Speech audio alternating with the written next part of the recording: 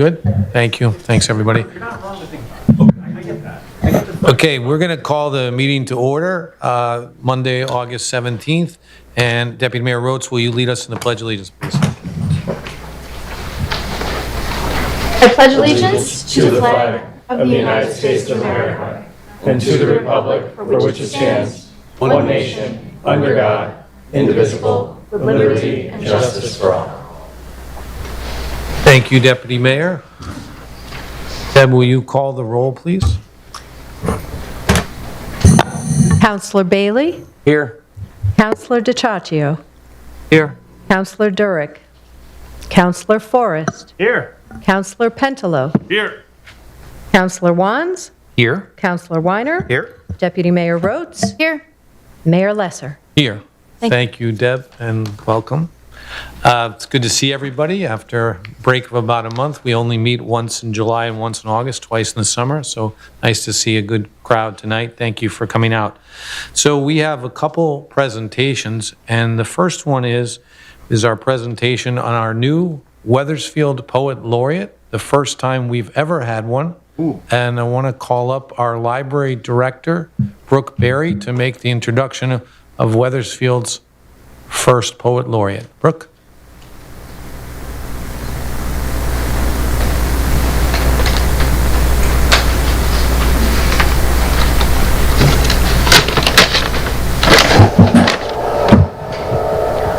I don't have anything.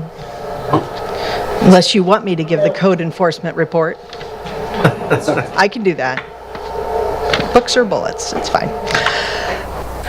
The library board has selected Evan Goldstein as Wethersfield's first Poet Laureate. His selection was based on the recommendation of a committee of the library board that included not just library board members, but also other members of the community. This included Howard Greenblatt, Ruth, I'm forgetting names, I'm sorry, Ruth, who's retired from the high school, and Mary Mahar from the Friends of the Library. He holds an MFA in poetry from the Iowa Writers Workshop and teaches English at Connecticut State Community College, Tungus. I know that my staff and I are really looking forward to collaborating with him for the next couple of years. His appointment is from July 2026 to June 2028. He has some really great ideas. We're looking to bring poetry to Storywalk. We're looking to have a kids poet laureate. He's ready to do an open mic in the torn out library that is happening right now. So without further ado, Evan Goldstein. Congratulations.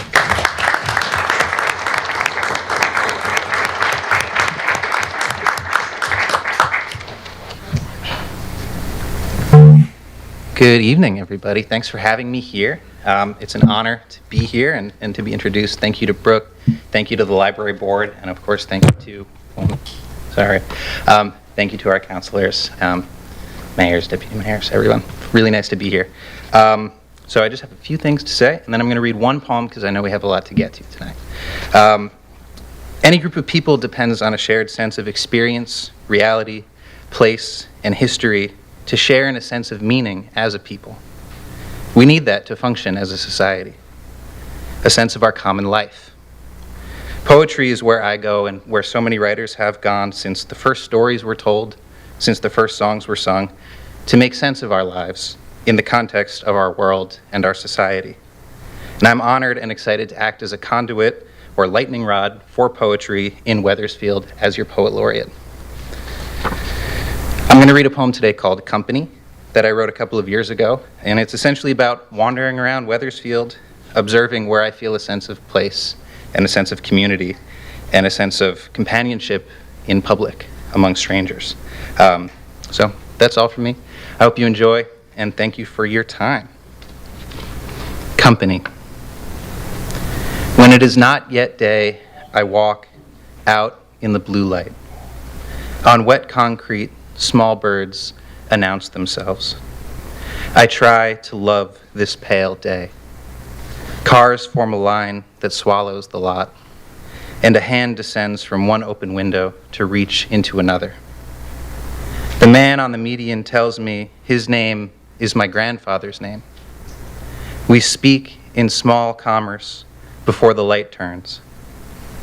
I go out past the windbreak, singing, "How can I work when the sky is so blue?" Singing, "Woke up this morning, break of day." Even this is not my own. Our breath here before us at the river where the stranger talks beside me. Thank you.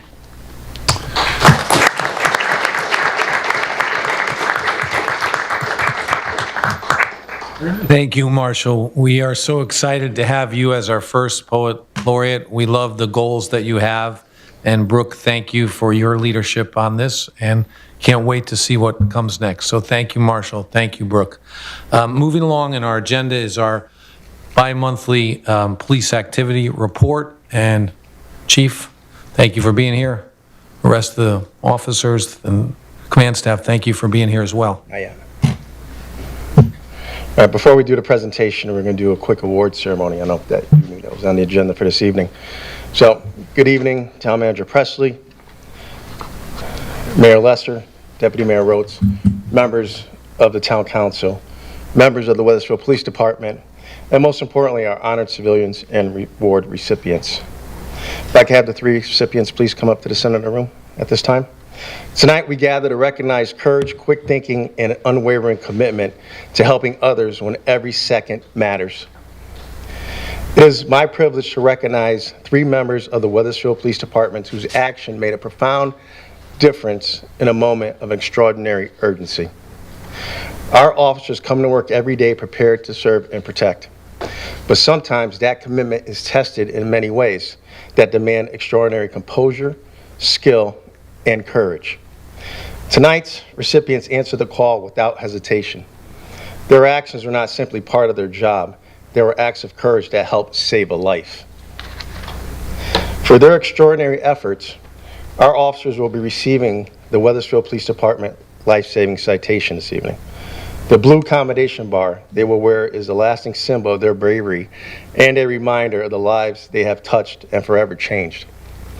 On February 15, 2026, Sergeant Anthony Mendes, Officer Ryan Gunney-Smith, and Officer Tanner Givens responded to a critical call involving an unresponsive female who had no pulse and was not breathing.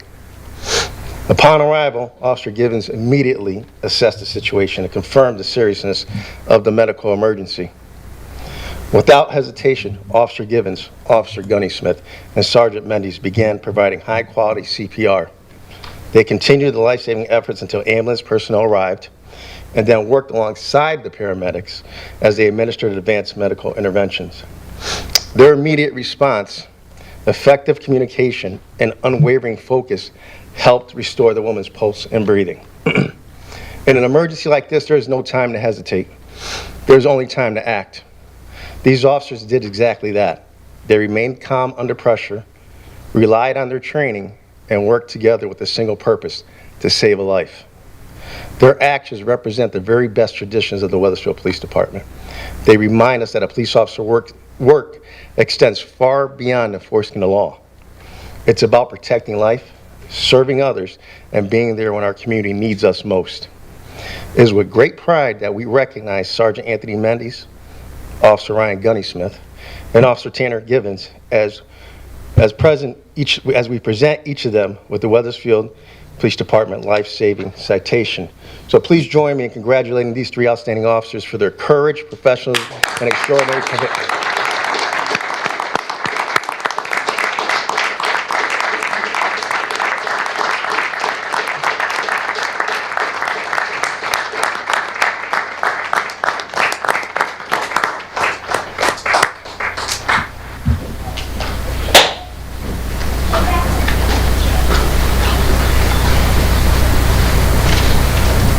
Thanks, you.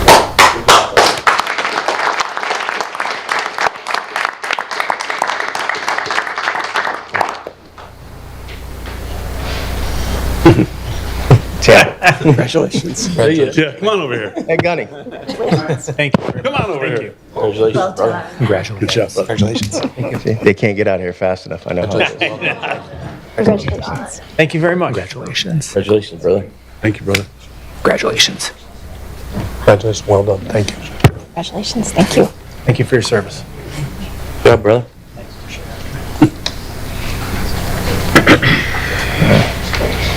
So before we move on to the presentation, I'll turn the floor over to Councilman Pentlow, because I know you like to do your recognitions of the police department. I figured we'd get that out of the way for you.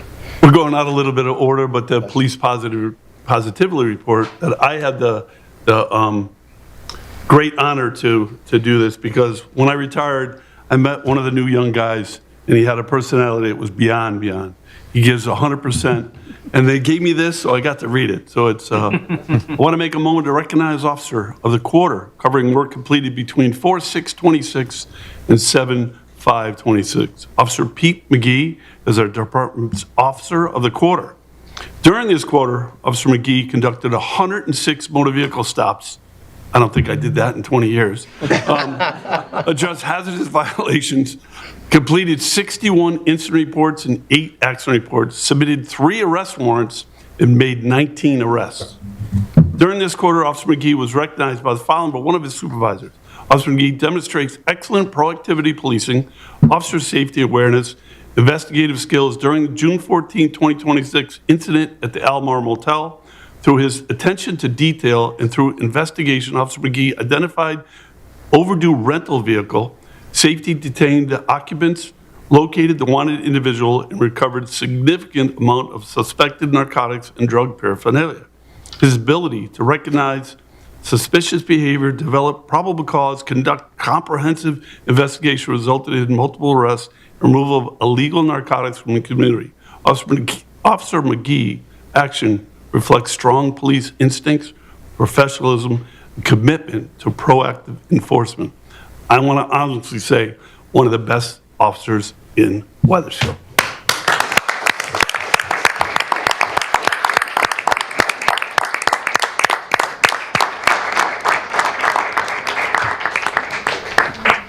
Thank you very much. Congratulations. Congratulations. Appreciate your great work. Thank you. Congratulations. Thank you. Hey, what's up, man? Good. Just guy, man.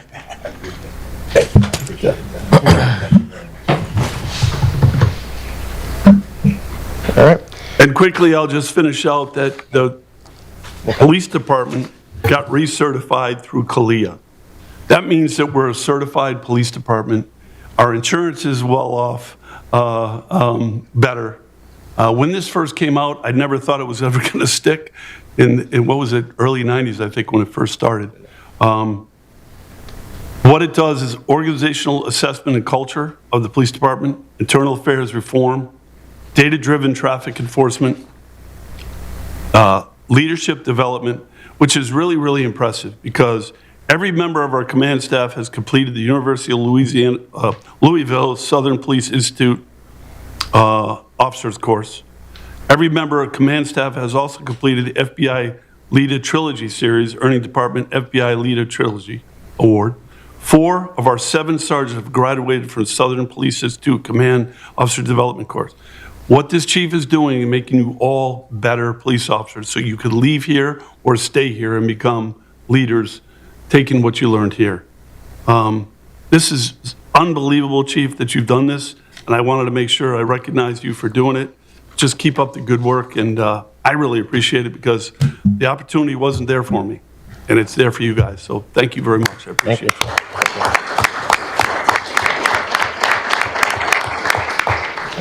Thank you for your kind words. Appreciate it. But they're the ones who do the work. I just try to guide them in the right direction. So, Thank you, everybody. with that being said, I guess we can move on to our bi-monthly report now. And I'll turn the floor over to Lieutenant Booyak as part of his development and leadership skill training. He can do the presentation tonight. Switch it over. Yeah.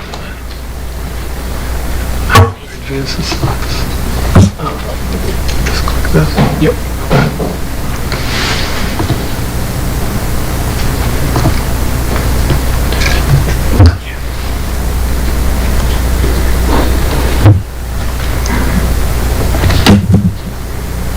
Ready there, Booyak? I'm ready to roll.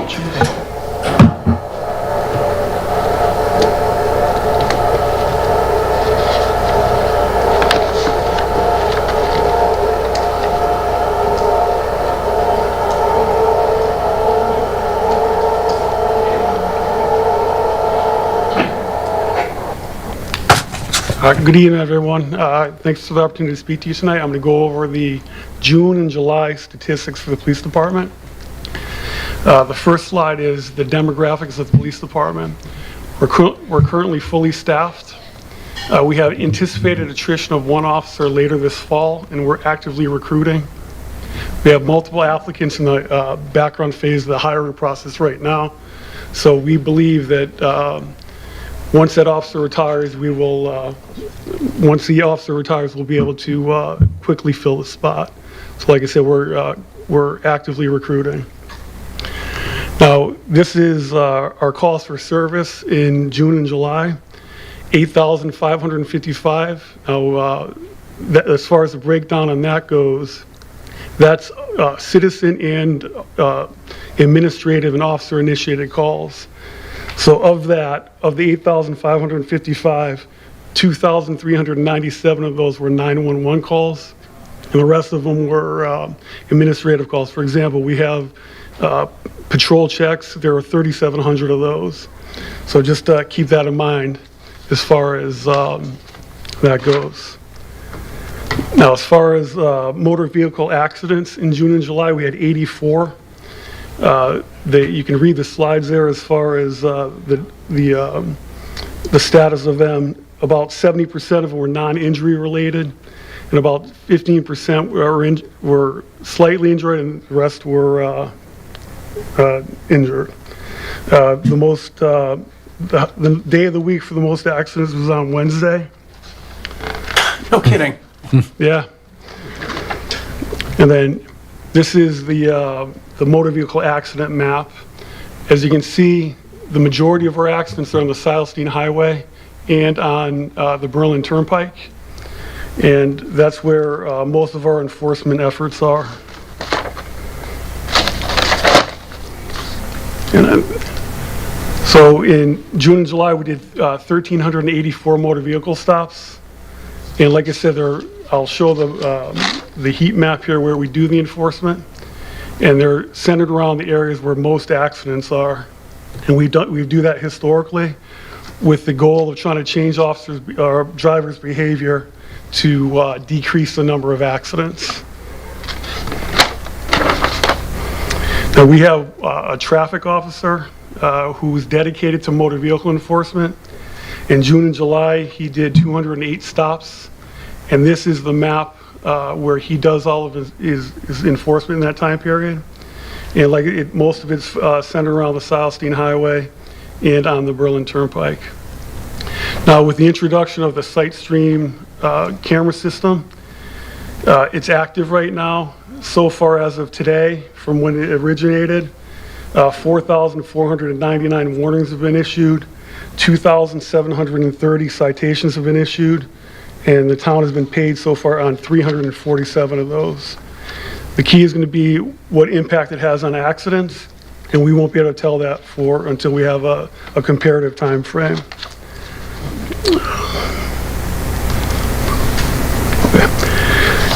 This is an overall crime reporting. The things that jumped out in this time frame were thefts from motor vehicles and stolen vehicles.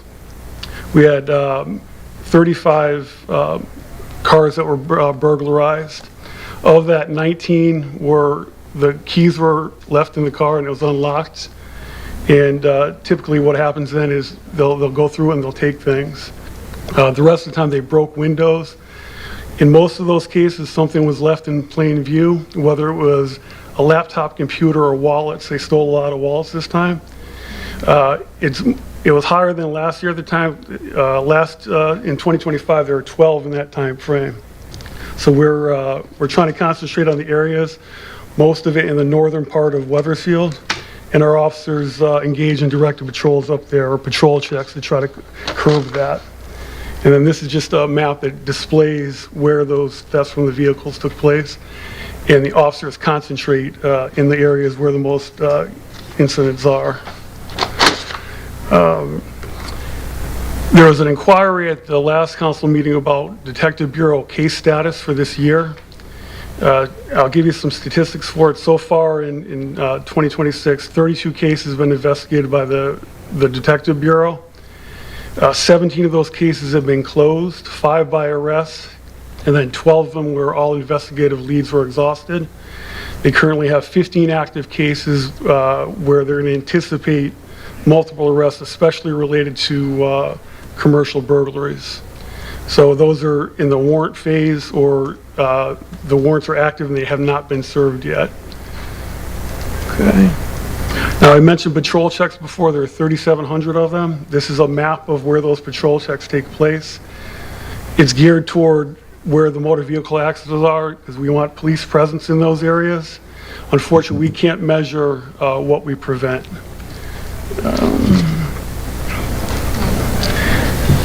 As far as the town ordinance violations, the numbers are there: 18 violations, 153 parking violations.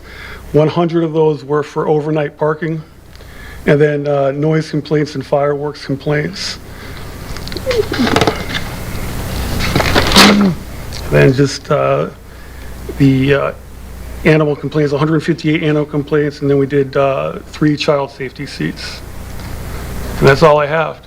Anyone have any questions? Thank you, Lieutenant. Well done. Appreciate it. I'll open it up for Counselor questions or comments. Counselor Forrest. Thanks, Mayor. Just 2. I noticed in one of the first slides that there was a pretty big number under animal complaints, maybe 160 or so. I was wondering if you could give the council a flavor for what does that look like? What's an animal complaint? Are we talking about dog bites of neighbors, something like, what is that? It's a combination. For example, when someone calls in that they see a black bear roaming through their backyard, it's going to be an animal complaint. So any calls that the ACO or the animal control officer can handle, they'll take care of it as long as she's working. Absent that, officers will be sent there, and it's just a variety of it. Anything from deer, dogs. Okay. It's going to be mostly dogs. Yeah, a lot of dog complaints. Dogs, stray dogs. Stray dog. Cats, Okay. things of that nature. Yeah. Been a lot of bears recently in Wethersfield, and there's a lot of chatter about That's a the fact. bears. Not so many eagles, but a lot of bears. A lot of bears. Second question is, and it's kind of poking its head up now, but I live just off of the South Deane Highway. There's obviously a new e-bike statute coming into play. I've been on all been on the South Deane Highway, running the red lights, doing the wheelies, going in the wrong direction. The gang, I'm saying gang in a technical, but they're bike gangs that are just strolling around, breaking a lot of laws. And I didn't know if there's a ongoing discussion about how us as a community should start to digest this. And I'm not proposing anything because you guys are the police officers, but certainly it's a known thing. And I was wondering if you could talk to us about what should the council start to be thinking about as some next steps. You're talking about 2 different things. You're talking about the e-bikes one situation with the young kids with these $5,000 e-bikes that drive them quite fast with no helmets on and quite recklessly, which There's is a lot an of issue. But the things laws are going on. coming out with that, and Yep. and we get them. We can enforce those. The other part you just brought up, the second part of that, where you're talking about the dirt bikes and quads and all that, and they Sure. pop up, street takeovers. Counselor, I think I said this before, and I say this again. We enforce the laws that the public enacts, that the citizens of the state choose to go to the legislators to tell us this is what we have to enforce. We're not going to chase a bike. We're not going to chase a quad. We do that, they get in an accident, they pass away, the town gets sued. It's a high liability situation. Until we take some type of action at the legislative level that gives us back the ability to enforce that, you pretty much tied our hands, Okay. quite frankly. And that's right across the board. At what point do we find a common ground? And we talk to our surrounding towns, especially Hartford and C4 and the Intel Center, and we try to track them from where they start and to where they end. In between, we're not going to chase. So if they go to a U-Haul storage facility in Hartford off of Brainerd Road, which I know quite well, but you can't get in there without a search warrant because you don't want to violate somebody's Fourth Amendment rights, right? Yeah. But you got to wait for them to come out the gate. Yeah. But do you chase them?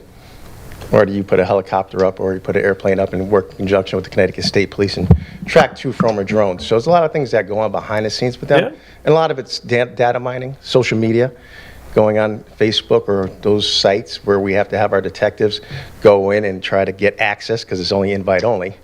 to find out where these meetup locations are and then take enforcement action there. And that's partnership between Hartford, DMV, state police, things of that nature. But I certainly don't have the answer, right? And you know much No, more about I don't. this, the technicalities of the law in this area. But I'm happy and willing to have the conversation about how do we start to approach these things. Maybe there's some adjustments that need to be made. unfortunately, I hope it doesn't come at the hands of someone getting hurt.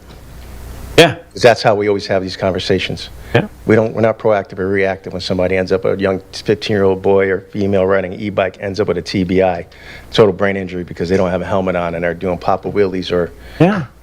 run a red light and get T-boned by a car Right. because they're not paying attention. So I'm happy to have the conversation. It sounds like a conversation that the community wants to have. They would need to. Yep. Thank you, Councilor Forrest, and I'll just add, we did pass an ordinance on street takeovers to give a little bit extra help to our local police. This is also a statewide issue, as the chief pointed out. And we are going to review some e-bike legislation, and going to have a proposal to come before the council so we can take a look at it in the next month or two. And I know our town attorney and police will look at it, but I get a lot of complaints about e-bikes. I get folks writing to me and write to the whole council about the issue of e-bikes. So it's a serious issue in Wethersfield.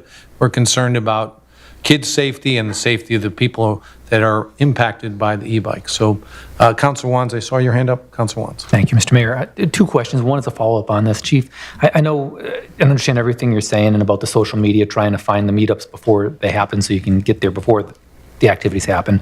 But I did have a community member share with me some videos that were taken where they're posting their activities on Facebook and highlighting it that way. Are you able to leverage these videos with Hartford Police to be able to maybe identify some of the individuals when they're running red lights, and we've got videos of them running red lights? You're talking about the gatherings or just individuals running red lights? I'm talking the individuals that are doing street tricks going up Silas Deane Highway, but videotaping the whole thing, so you've got images of some of the perpetrators. I guess the big question to ask on that is that individual who's videotaping willing to come forward and be the complainant? They could turn the video over, but we're going to, at some point, need a complaint to say, yeah, I witnessed this, because who's going to testify in the court? Because we have a right to interact with our accusers, correct? Second, how do you know the person who's registered to the car is the operator of the car? We're going to see that now with the streetlight cameras. Those are things that the ACLU talks about all the time. So there's a lot of things that go in, but the investigation portion behind it, we can do and we will do, and we do it. Especially when we have those ones that are open-sourced postings, we'll go knock on the door and tell them don't do it. And there's a lot of times where we've headed off a meetup before it happened.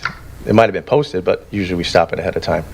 So, because we'll tell them that they're going to be liable for any incidents or injuries that occur because of that meetup they host or they promoted. Thank you. My other question goes to the new cameras for speed and red light. And I know you gave the stats, and I appreciate that. I'm wondering if there are certain intersections that are getting more activity than others, if they're equally spread out. I know it's month one here, and my second part of that is... But I tell you, I think we need to look at the ordinance, and the state needs to look at the ordinance, because I don't approve the citations because my name's on them, but my staff does, and the Deputy Chief Rodriguez can tell you, when we're sitting there and he's approving tickets for $50, $75 because it's an ordinance and there's no law to enforce surrounding the speeds. What do you got, 4 already at 87 miles an hour on the Berlin Turnpike? 87 miles an hour blasting up the Berlin Turnpike through those cameras. They're getting a ticket in the mail for 75. In our world, that's reckless driving. That's a misdemeanor summons. That's an in-custody arrest. Now that we can't enforce because it's double jeopardy, as a lawyer would tell you on the council there. So at what point do we say, as a state, as we're seeing this now, all right, you hit a threshold, it's no longer an ordinance violation. Now it's a criminal violation or a motor vehicle moving violation, and we got the right to go ahead and do an arrest warrant and arrest them for reckless driving. 87 miles an hour on the Berlin Turnpike is unacceptable. That car will explode when it hits somebody or T-bone somebody, and they don't care. So that's the thing that the legislator enacts these laws, but now we're going to see the residual repercussions because now you tied our hands again on somebody who's reckless. So not in the Pike, that's our hot spot. To answer your question, the long-winded one, but the things we're seeing, I shake my head at. It's just there's no need for it. Thank you, Councilor Wants. Further council questions? Councilor Forrest? Is there, I'm just picking up right on that. Is there a step procedure, like if you're 15 miles and over, your fine is this? Or, let's say it's 85, could that fine be $300? Or some other number, or is it step right there? It's first violation where you get the warning. We're out of the warning phase now. But the first citation is $50, and every subsequent violation after that, $75. It's capped. All right, so sometimes laws need tweaks, and maybe that's some good thing to And talk that's why I to brought it Amy to your about attention. and our representatives and our senators about. So, okay, Exactly what I'm speaking about it tonight. thanks. Thank you, Appreciate Councilor it. Forrest. Further council questions or comments? I'll just make a few real quickly. Councilor Penelo, thanks again for the police activity report. It's very positive report. It's great to recognize our officers for all the great work they're doing, and I appreciate the 3 who saved a life and that were recognized tonight. Congratulations on the Kycia. I know that's a big deal. Also want to mention National Night Out. Was a great community event, so well attended. Thank you. I think I got a good burger from someone in the back. Thank you, Officer Knapp. Thanks for taking care of me. Knapp knows how to cook. That's but what a wonderful event, and seeing you all there. The partnership between the community and the WPD is excellent, and we appreciate your leadership on that. And lastly, I'll mention with the speed cameras and the red light cameras, I know myself, and I hope everyone is doing this, I'm very conscious, more conscious than ever, how fast I'm going on the Silas Deane Highway and Berlin Turnpike, and I'm looking at the speedometer and trying to stay under that 45 miles an hour. 35 there. Well, 35, but 10 over, yeah, 35. 10 over. Just because you know what it said doesn't mean Councilor you Forrest. get to go. Thank you, Councilor Forrest, yeah. So being very conscious of what the speed I'm going, but that's the intention, though, is to cut down on reckless driving, speeding, all in the opportunity to have all of us become safer. And I know it's impacting my driving, and I hope it's impacting everyone's driving. So thank you for all that you're doing. We appreciate it. And if nobody has anything else, we'll move on. Thank you, Chief. Thank you. Thanks. Appreciate it. Appreciate all of you. Thank you. So we're going to move on our agenda to item C, hearings. The first hearing, C-26002 on short-term rentals. Mr. Town Manager. Thank you, Mayor. For this item, I'm going to have David Elder come up to give an overview, but essentially, just for clarification, currently we do have short-term rentals throughout the town. There aren't a lot of them, but it's a growing number. So the purpose of this ordinance is to begin to regulate those and make sure that they are safe and that they're regularly inspected for that use. And so David Elder, our town planner, will now review the specifics of this ordinance. Good evening. Thank you for having me here. Short-term rentals are commonly known as AirBNBs, vacation rental by owners. Many municipalities across the country, and certainly in Connecticut, have been trying to figure out the best way to regulate them. There is now state legislation that allows municipalities to regulate them. They also now do pay into the state's hospitality tax. But they're at the municipal level, they can be very difficult to enforce.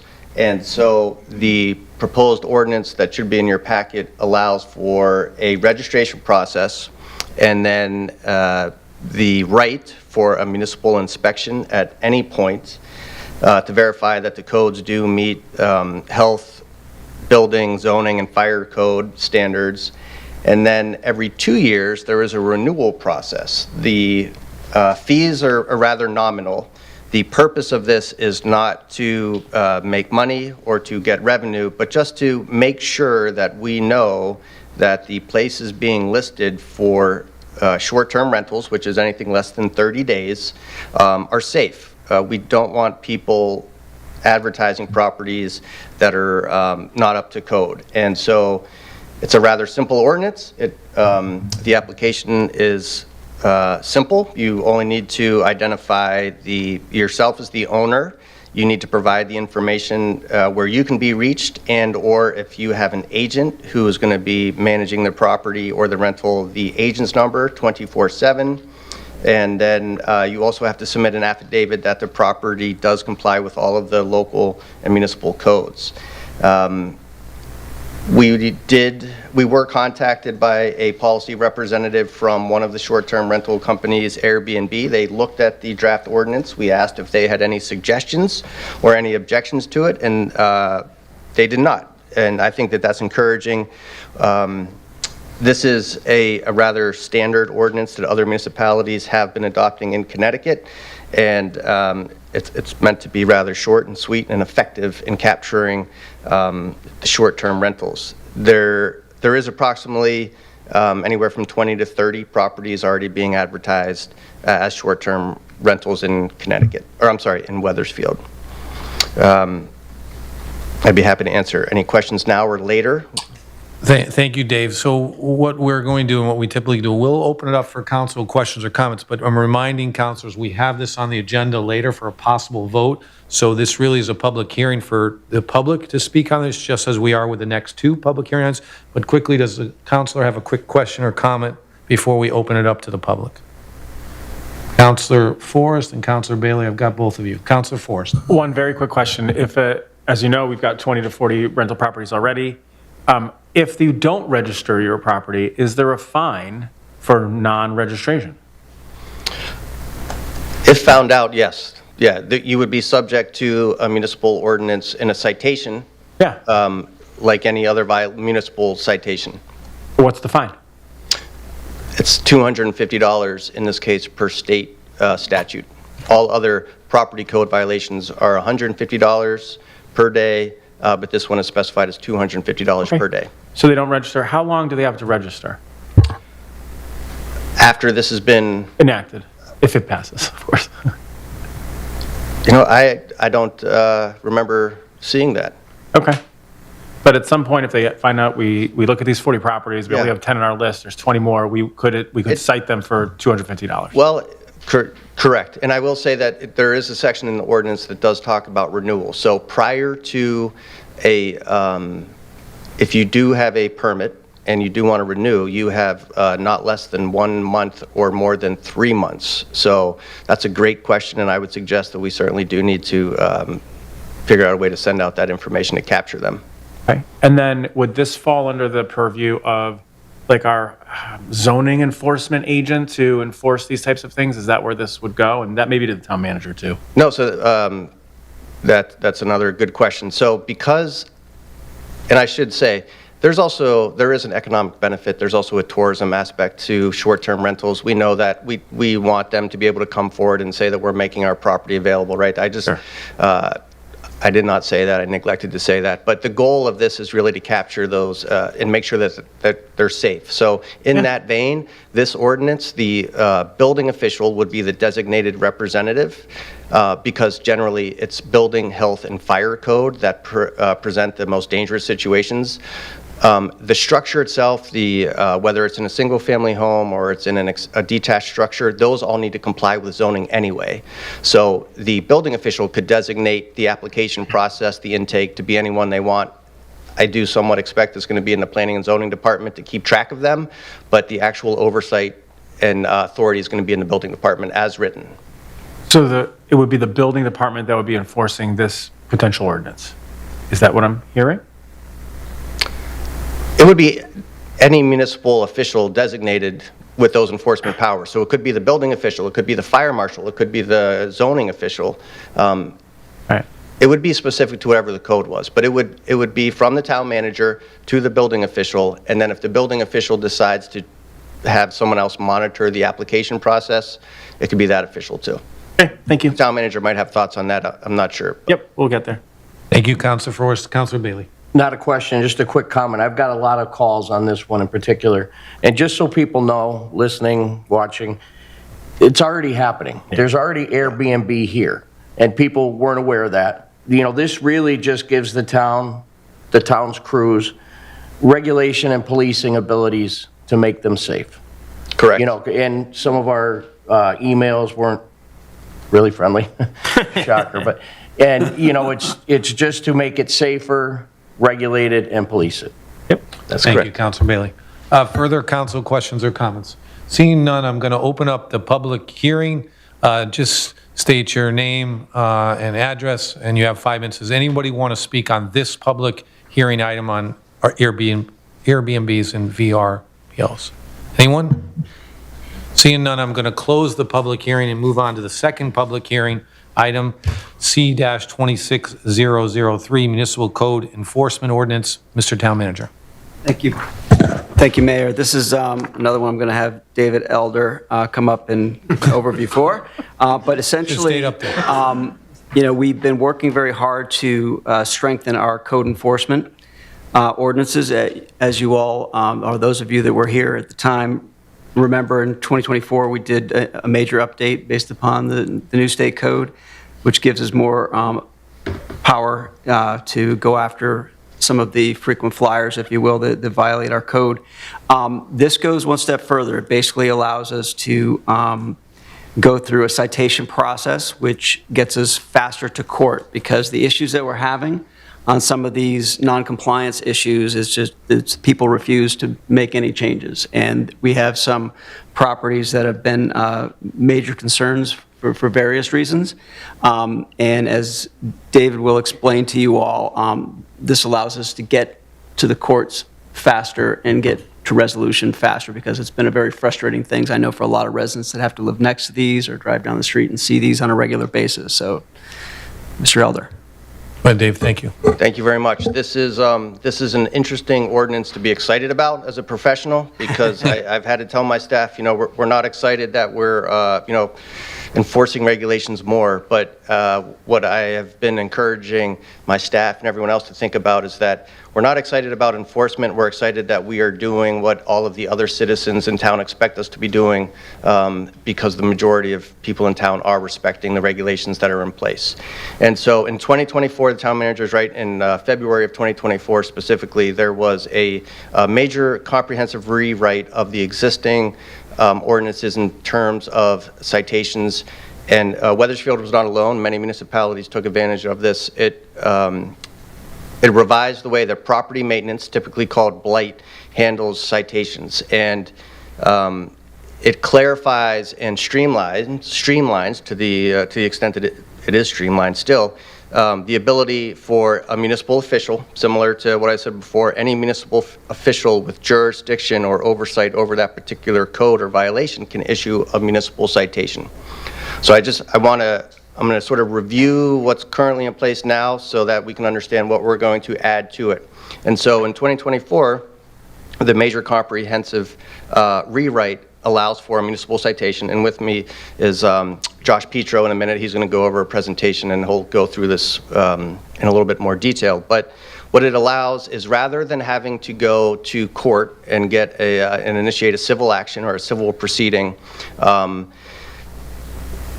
in order to get some sort of relief or compliance, which is what I should say, and I should be very clear that our goal is compliance, right? Our interest is not fines, it's not taking people to court. Our interest is compliance. And so the municipal citation is intended to do that faster. And so the way it's designed is that any municipal official can issue a municipal citation. That municipal citation, if it goes unpaid and if it goes uncorrected, will be sent a second notice, which we call it the second.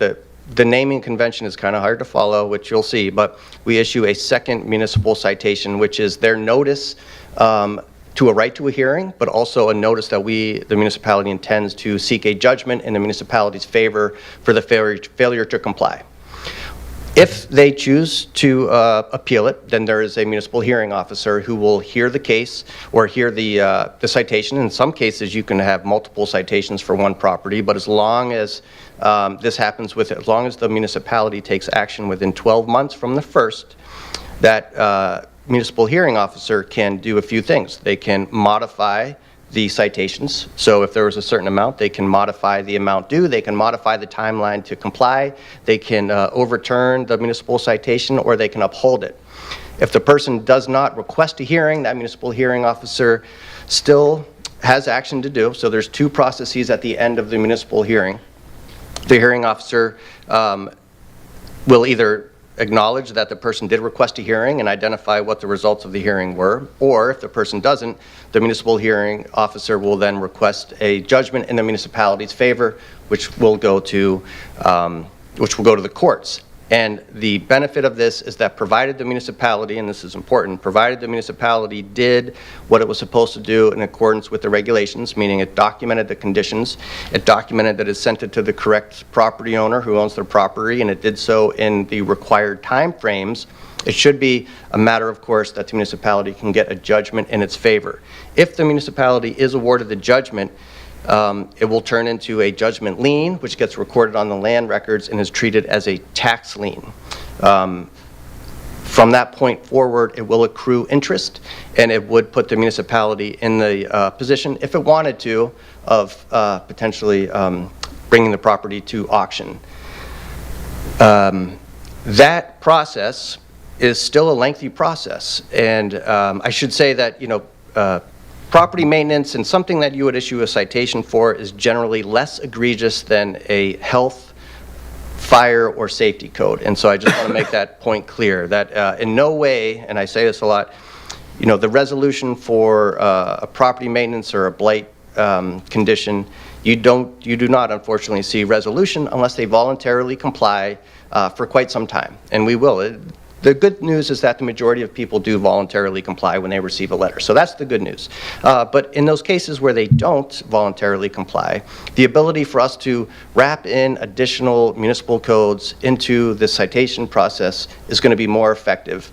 And the two that are being added explicitly that were not in 2024 are zoning codes and inland wetland regulation code violations. Those, and we still have the option, keep that in mind. So we are not removing any option available to us, including a cease and desist for any zoning or inland wetlands code violation. We're just adding this to it. So where there is an egregious violation of any zoning or wetlands condition, we can still issue the cease and desist. That option is there for us.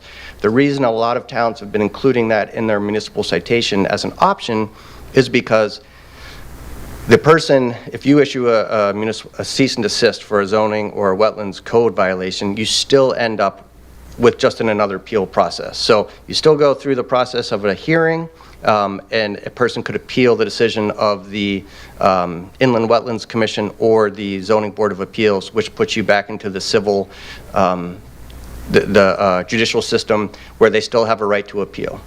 And I will say, and this is important too, built into the citation hearing process that Wethersfield has in place, you can appeal to the you can comply, you can appeal to the hearing officer, and you can also appeal in the judicial system as well. So there are multiple appeal processes built in to the existing ordinance. And so tonight on the agenda for discussion is the ability for the municipality to include more municipal regulations into the citation hearing process.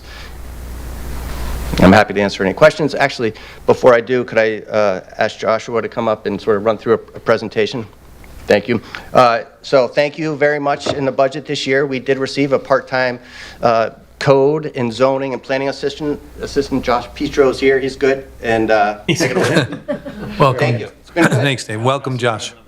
Thank you very much, David, for the introduction, and thank you, counselors, for the opportunity to present here tonight, and thank you to the residents who have come to see the agenda and to listen to us speak.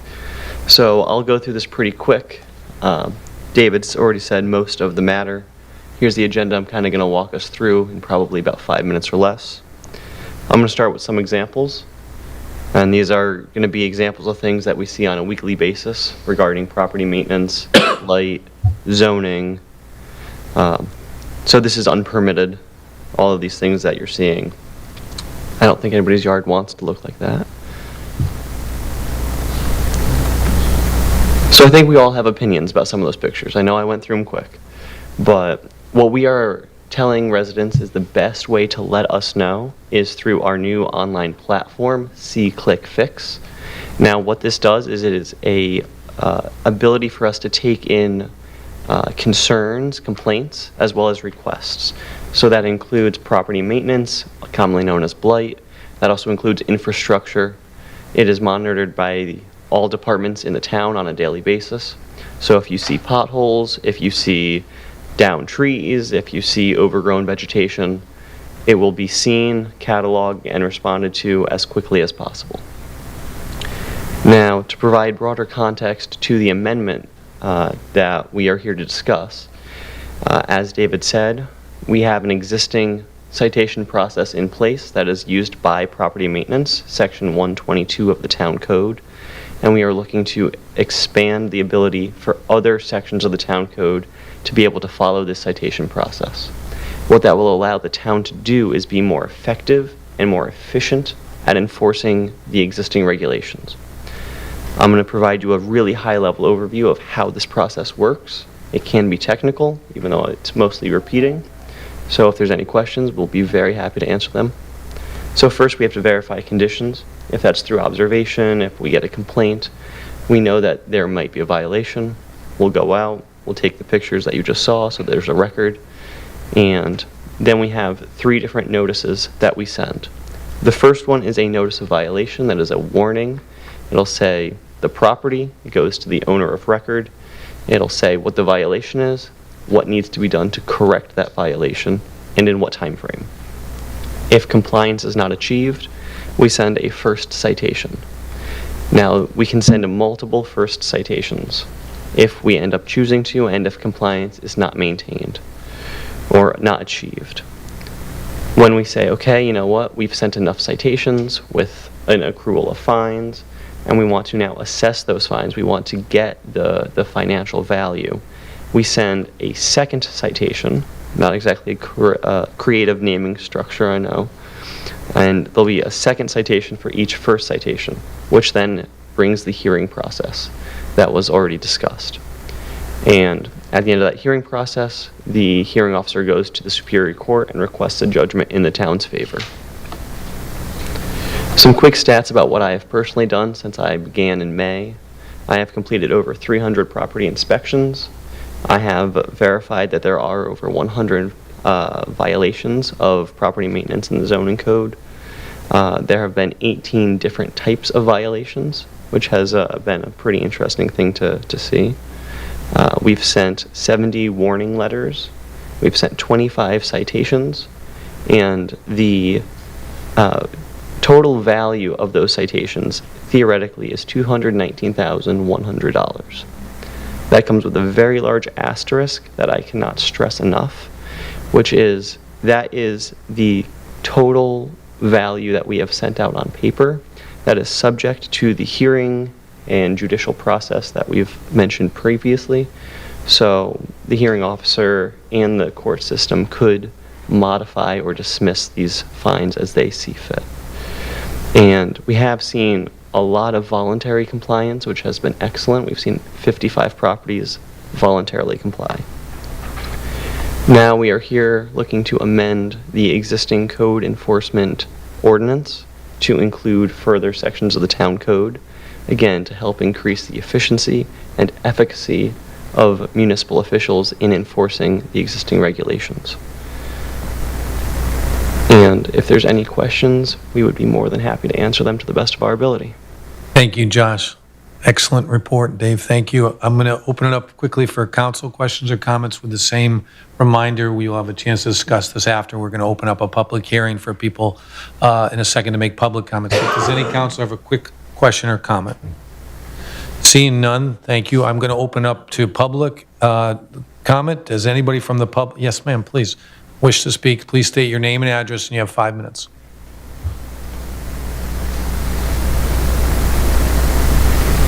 And we're going to ask the speakers to sign in at the sheet at the podium. So if you're speaking on a public hearing item, yes, please. Thank you.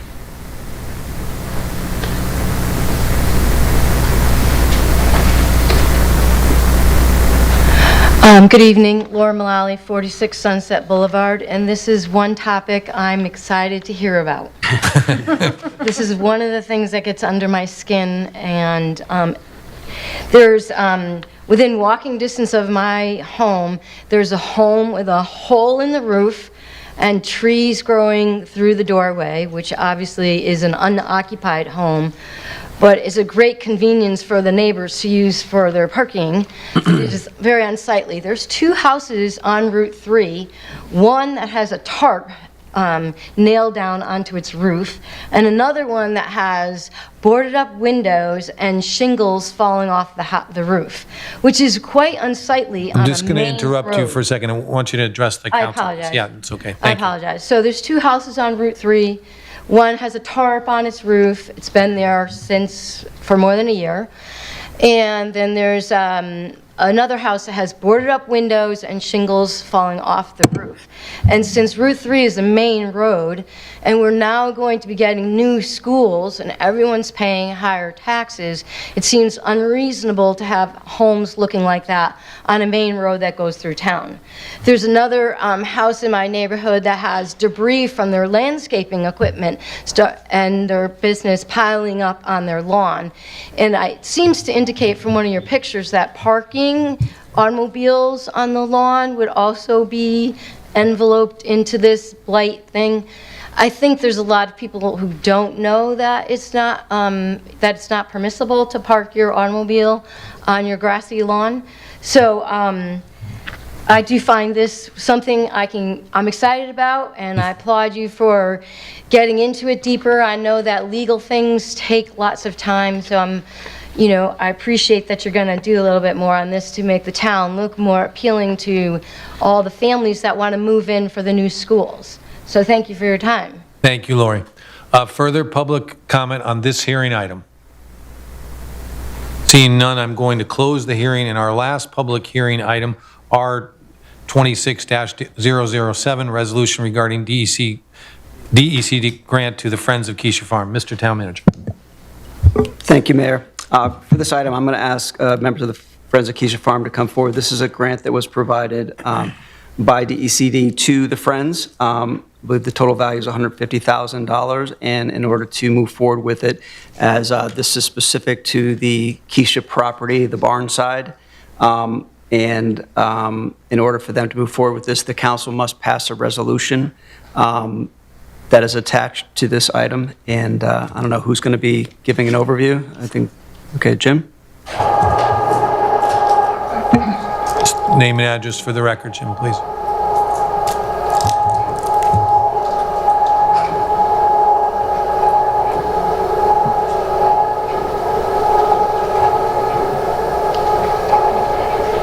Jim Woodworth, 33 Mill Street, 5H. I'm president of the Friends of the Kycia Farm, and so good evening, Mayor Lesser, Deputy Mayor Rhodes, and members of Town Council and Manager Presley.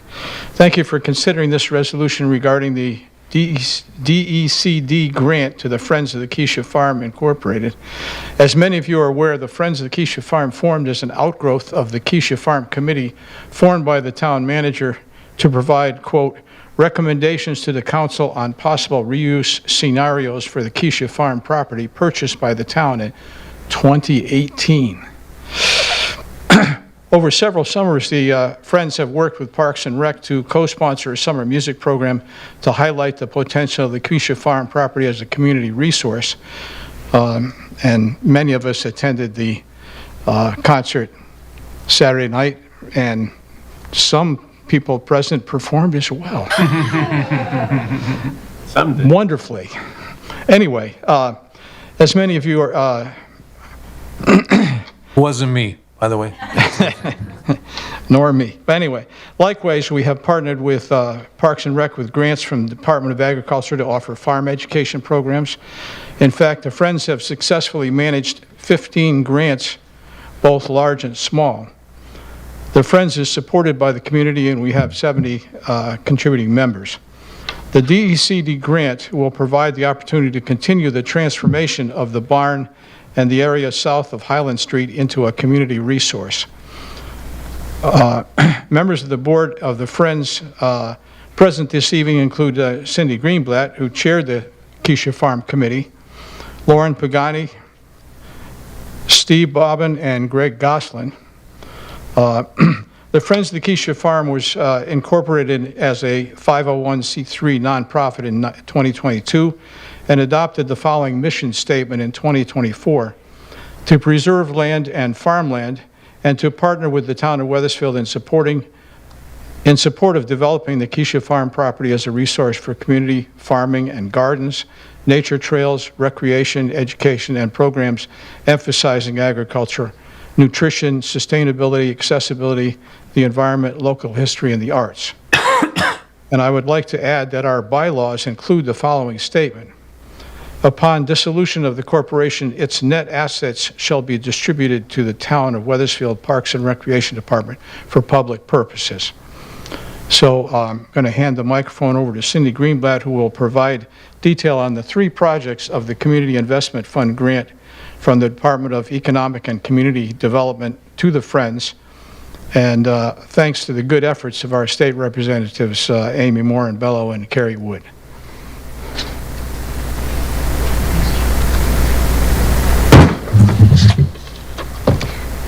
Good evening. Let me sign in here, and while I'm doing that, I brought a copy for everybody. Any name and address for the record? And Cindy Greenblatt, 35 Broad Street. Thank you. A copy of this for everyone.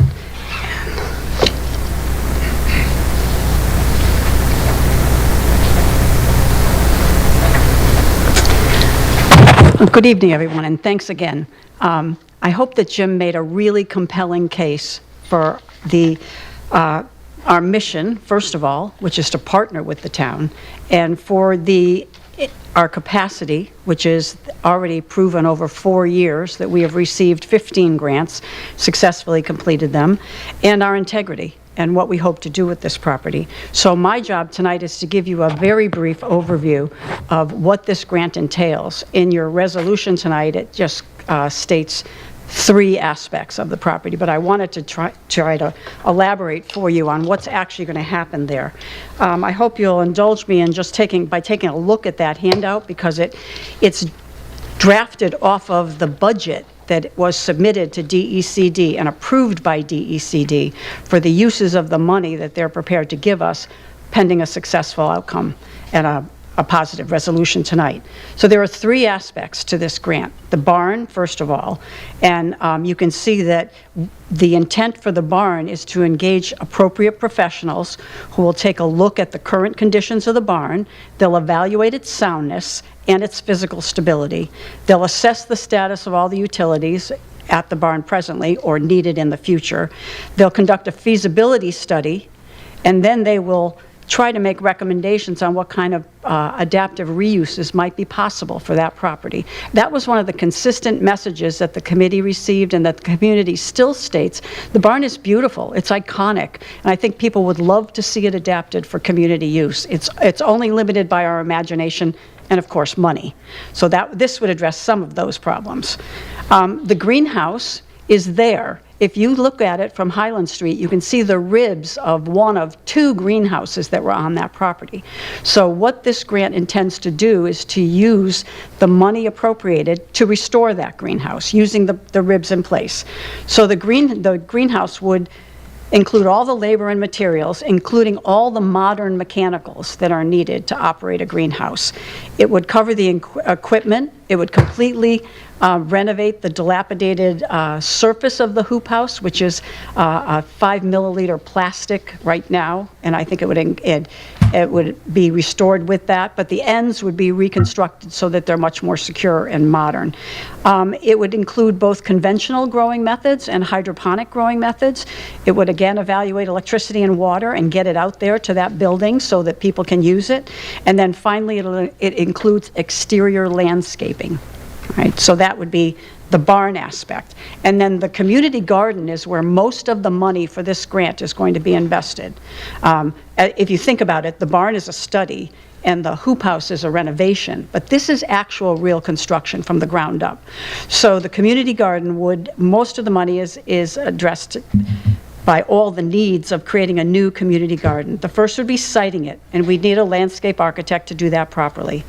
The second would be the design, and again, you'd need someone who had experience not only in siting, but in designing state-of-the-art community gardens to take a look at it. Site preparation, water and electricity hookups again, all the materials, the labor, creating both the interior and the exterior pathways, equipping it with everything that we're going to need to make it accessible. So that equipment could be regular garden beds, it could be raised garden beds, it could be hydroponic towers, or there could be a variety of ways for the members of the community to utilize this new community garden. Right, it'll have secure fencing because it needs it. Maybe we'll forever solve the groundhog problem. I don't have a lot of hope on that, but we will certainly secure it both below the ground and above the ground. It'll have lighting, it will have perimeter lighting, and it will have storage areas for the people that are using the garden. So there are pictures of what well-designed and well-constructed community gardens look like, and that's what would be on the Kycia farm at the end of this. Now, this was created in 2025, before I even knew about AI, so I'm particularly proud of this chart on the bottom, which I hand-constructed and labored over.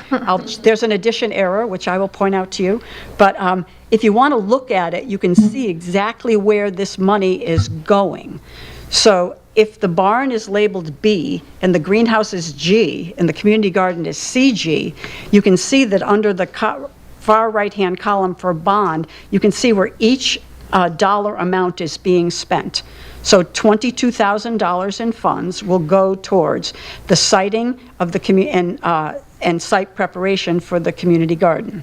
So that's set for that purpose. Water and utilities, $8,000. That would be for both the greenhouse and the community garden.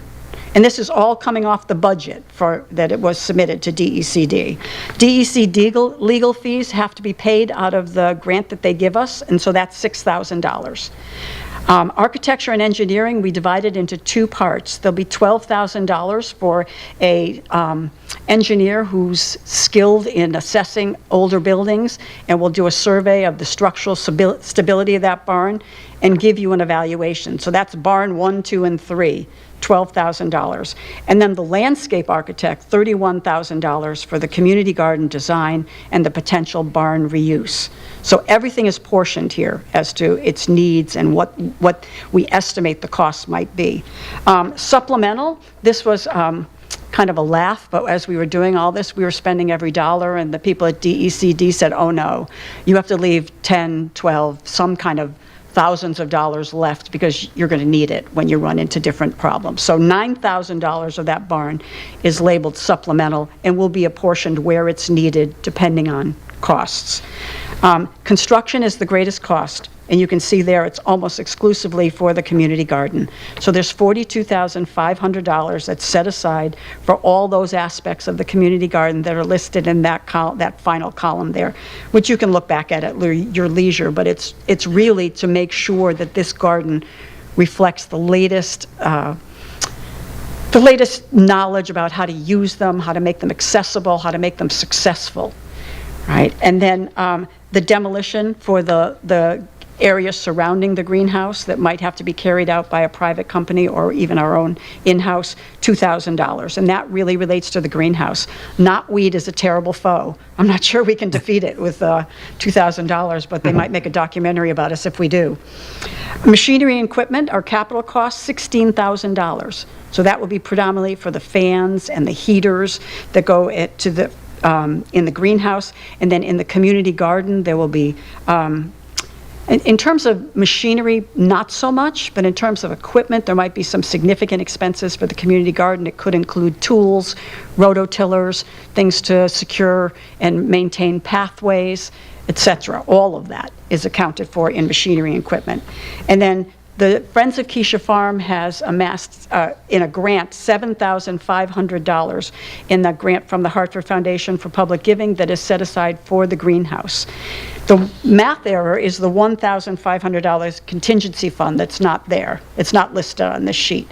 But the total cost here is $157,500, which would be a combination of DECD funds and Kycia funds that would be given to the town. If you affirm us as people that you feel have the capacity to do this, and you approve the 3 uses, what will the town get out of this, right? You're going to get the promise of the cooperation of this nonprofit with the town. Nothing that you see here has been done outside the town and its agents. The initial awarding of the grant was met immediately by a meeting in Kathy Bagley's office, then the Director of Parks and Rec. She helped us identify these 3 projects that you see today. When Kathy left, it was picked up immediately by Vlada Raganese and then by Rachel Mattioli. We've had multiple meetings at the manager level. We've had multiple meetings with physical services. We have never acted on our own in this respect. These have always been, what you see here now was actually given out at a meeting in 2025. So we have never acted outside the bounds of the outside cooperation with the town. So you'll get that. I mean, we are committed to that. When we spoke to our DECD manager, they went through the procedure for selecting a contractor. So you have to have an RFP that is approved by DECD before it can be distributed. We told them we want a further layer. Before we submit an RFP to the DECD, we said we want it submitted to our town. We want it to go through the manager's office and whoever he sees fit to oversee that. So the RFP that will be submitted to DECD will be approved by the town of Wethersfield first. All right, so you have our complete cooperation in all of this, and we welcome the oversight. The contractors we have to have a minimum of 3 bids, and the contractors have to be chosen by committee. And what we would like to do is have the manager appoint someone from the town to sit on those hiring committees, to review those contracts, and to vote on who is going to be chosen or selected. So you have our, I think I can say without hesitation, we've done it for 4 years. We're ready to continue this with you as partners. What will be the cost to the town? Right now, all you're getting are 2 construction projects, a restored greenhouse and a new garden. I think the cost will be very minimal on that property. Right now, the mowing is already done, almost up to the greenhouse, not quite, but so we'll have to take it up and around to the back of the greenhouse to clear that out. But you'll have minimal maintenance increases in cost. There can't be any cost overruns on this. There is a fixed amount that we are given, and that's what we are going to spend to achieve this. And you'll also get restored greenhouse, new community garden, and then a landscaping that will integrate the barn and those 2 structures into almost like a piazza.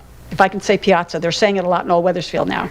We can say it up on the barn too. So an area where people can gather right there in front of the barn. And it will only, I think, add to the usage of this property by even more people. Again, I think you're going to find people that are going to say this will be perfect for the school that's being built. It's perfect for the school that exists there now. It's perfect for the men's garden club. It's perfect for people, who have maybe people in social services who want a garden plot. I mean, their garden plots are in very short supply. So we're only limited by our imagination. Hopefully the cost will not be an issue that will prevent anyone from doing this, and that we can join in this partnership. The original grant that we were given, you can see at the top of this, it was supposed to be concluded in December of 2026. But the process is slow, and it has to be. By its nature, it's important. And so we have gotten an extension to December of 2027 with the idea that the contracts could be maybe put in place by the winter of 2027, and then the actual implementation and the construction done by the summer of 2027. So it will be available to the town, the community, and the schools very shortly. Do you have any questions for us? Thank you, Cindy, and thank you, Jim. Appreciate the detail. And again, remind the councilors we will have this as an agenda item coming up. But any quick questions or comments before we open the public hearing? Anyone? No, I'm going to open up the public hearing. Anyone who wishes to speak just on this item, and remember, we will have regular public comment right after that. Yes, sir. Rich, you're up first. Name and address, please, as you come up.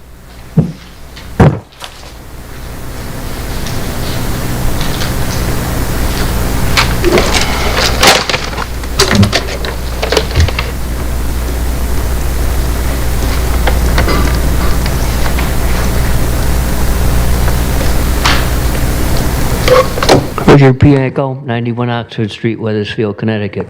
Honorable Mayor, council people, thank you for the opportunity to speak. My fellow citizens, thank you. Reason I'm here, retired U.S. government, 40 years, civilian officer, administrator, specialist. Now that I'm retired, I'm looking to give back to the town. It's been a great ride, raised my family here. My son Eric, National Honor Scholar, medical student on scholarship. I'm going to speak about Kycia Farm. I'm here tonight to support the resolution affirming the goals and purposes of the DECD grant to improve the Kycia Farm property. I am in 100% support of the 3 projects on the Kycia Farm as stated.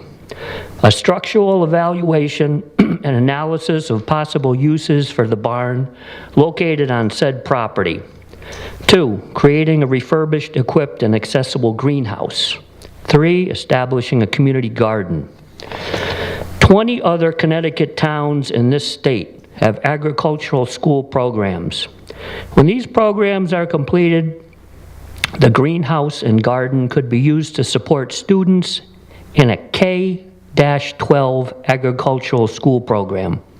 Additional benefits of the improvements may include using green energy systems, exploring veterinary sciences, using innovative and traditional agricultural technology, and workforce training that reflects the spirit of the town's agricultural roots. It's vital the town and Kycia do everything possible to offer town students, residents, and the community the chance to learn about agriculture. The DECD grant will cover the cost of the improvements. Since the town may incur costs with maintenance and programs, I would be the first to start a town resident challenge. For every $500 irrevocable trust promise in writing from a resident, I will match each $500 up to a max of 40 residents. That's $20,000 from 40 residents and $20,000 from my estate payable to the Friends of Kycia Farm upon my death. Funds will be used for maintaining the state-of-the-art greenhouse and community gardens, including my donations of hybrid Maximilian sunflowers. I spent over 20 years hybridizing these flowers. Cindy helped me get special permission to plant them on the property. We hope those flowers will reflect the spirit, the sunflower spirit, the spirit of the town residents, and make a future so people can go there and see the beautiful gardens. I'm not going this alone. I kindly request residents to step up to the plate about offering town students, youth, and the community a chance to experience farm life, traditional and innovative agricultural technology, and green energy tech. I support the Town Council resolution and ask you to do the same. Upon passage of this resolution, I look forward to speaking with you about my contribution and the future of the Kycia Farm property. Thank you. Thank you, Rich. Further public comment on this public hearing item? Tom, do you have a hand up? Mr. Young? Mr. Young.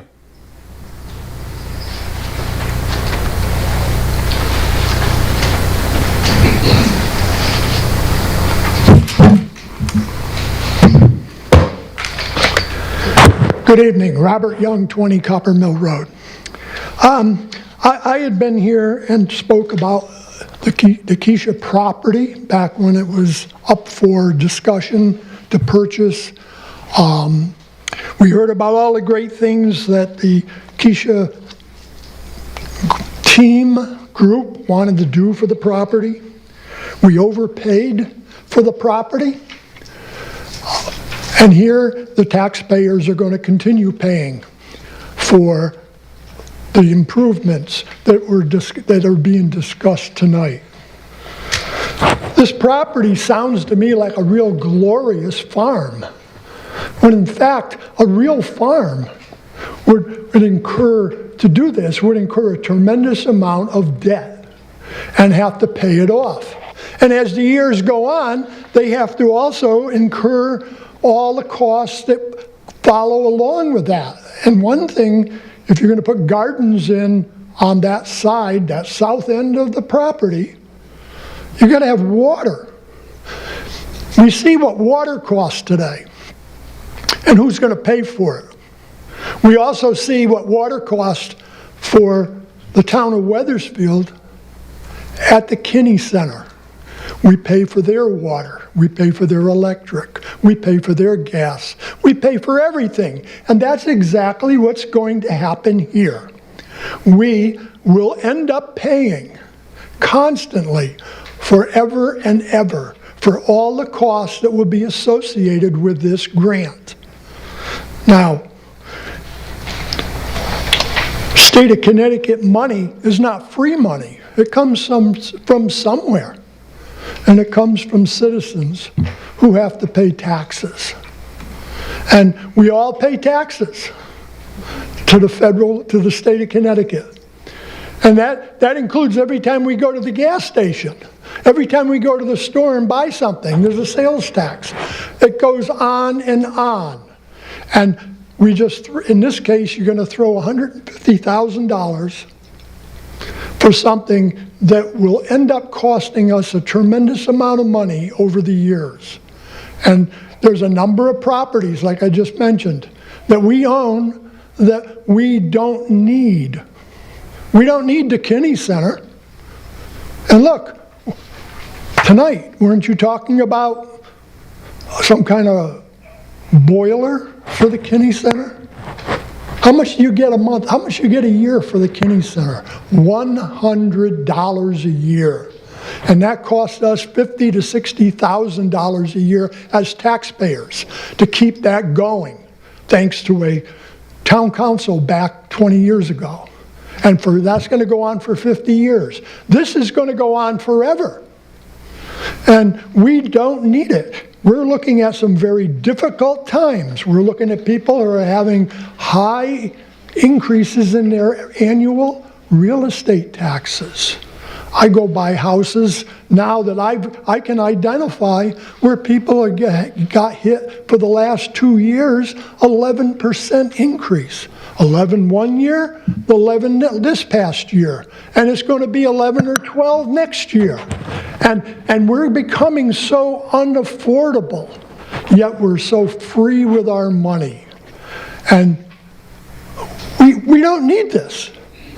You know, these people at the Kycia Friends, it's been 8 years. They haven't done anything up there. Oh yeah, they sat around and made plans. But did we see vegetable gardens go in? Did we see walking trails happen? We saw nothing. And again, it's not a primo property. It's nowhere near primo. It's just a property that lacks water. And the water is going to have to come from the MDC, and it's going to be paid by the taxpayers. It's not going to be paid by Kycia Farm Friends. It's going to be paid by all of us, just like I say, the Kinney Center, and we have others too. And we're paying for horrendous amounts of money for things. Thank you very much, Mayor. Thank you, Mr. Young. Further comment on the... I vote no. Thank you, Mr. Young. Further public comment. I see Tom's hand. Tom? And we're still on the public hearing item, so...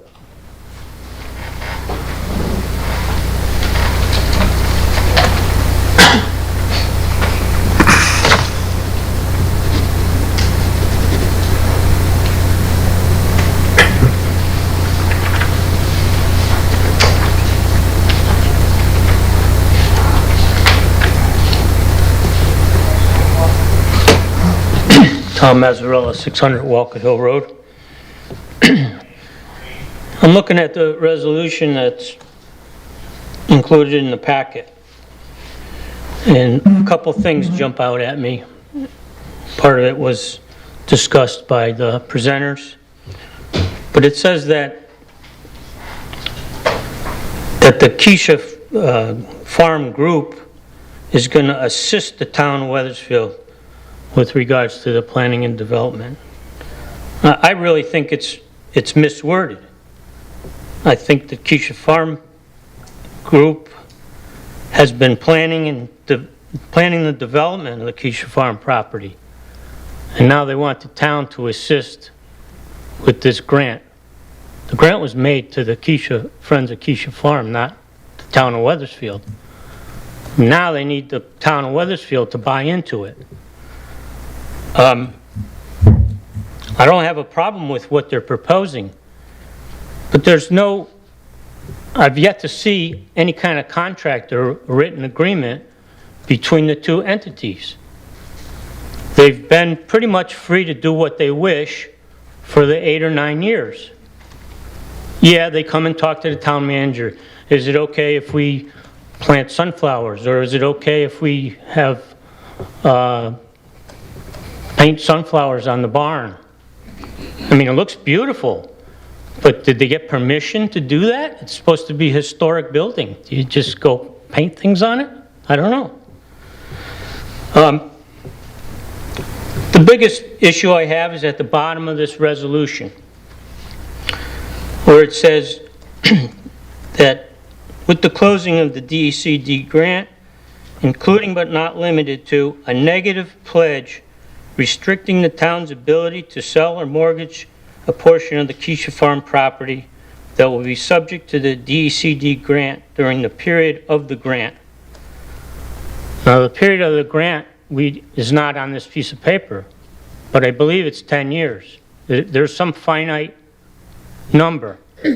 So what you're doing in effect is you're giving this property to the Friends of Kycia to do with what they please for a 10-year period.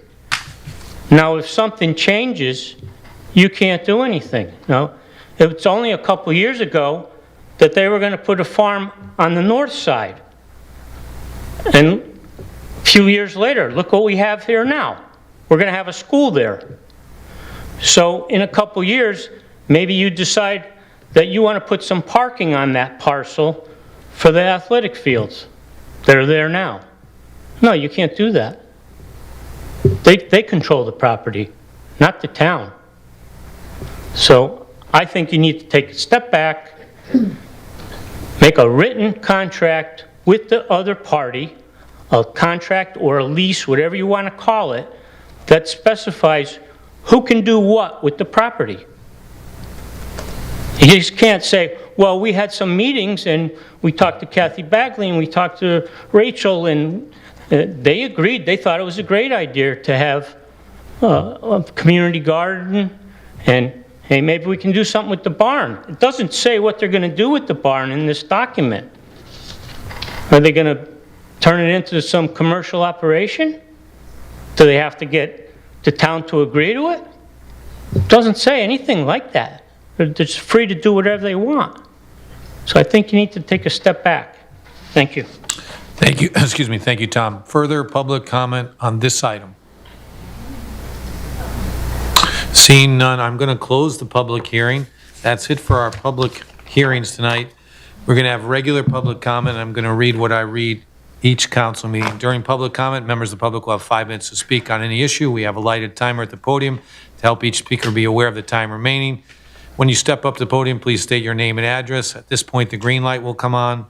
When your 5 minutes has begun, the yellow light will come on. When you have 1 minute left, we ask you to begin to wrap up your comments, and the red light will come on when you reach the 5 minute limit. Please address your comments to the council, and I ask that you refrain from speaking directly about any council member and avoid any personal attacks, and as always, remain respectful. This section is for public comment only, and the council generally not engage in dialogue during this portion of the agenda.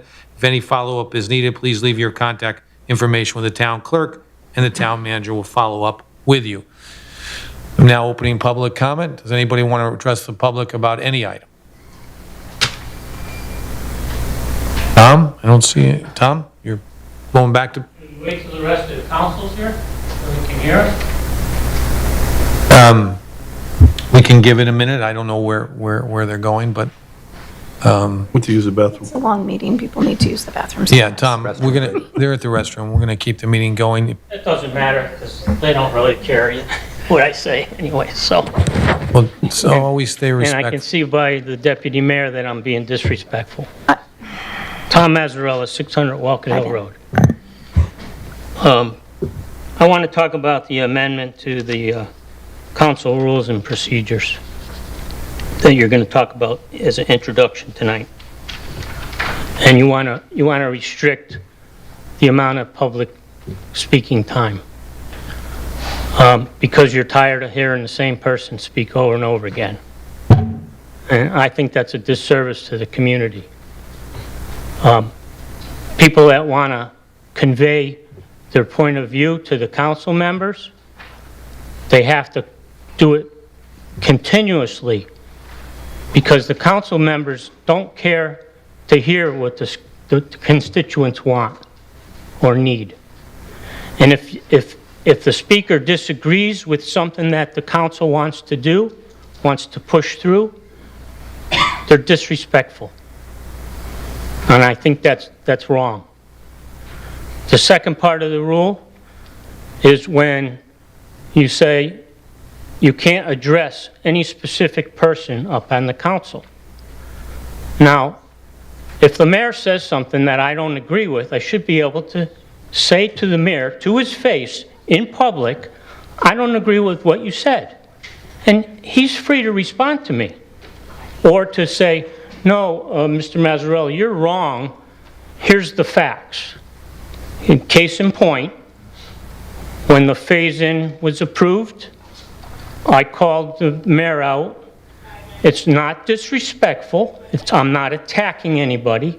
I just didn't agree with what he said about the taxpayers saving $1,300 because of the phase-in.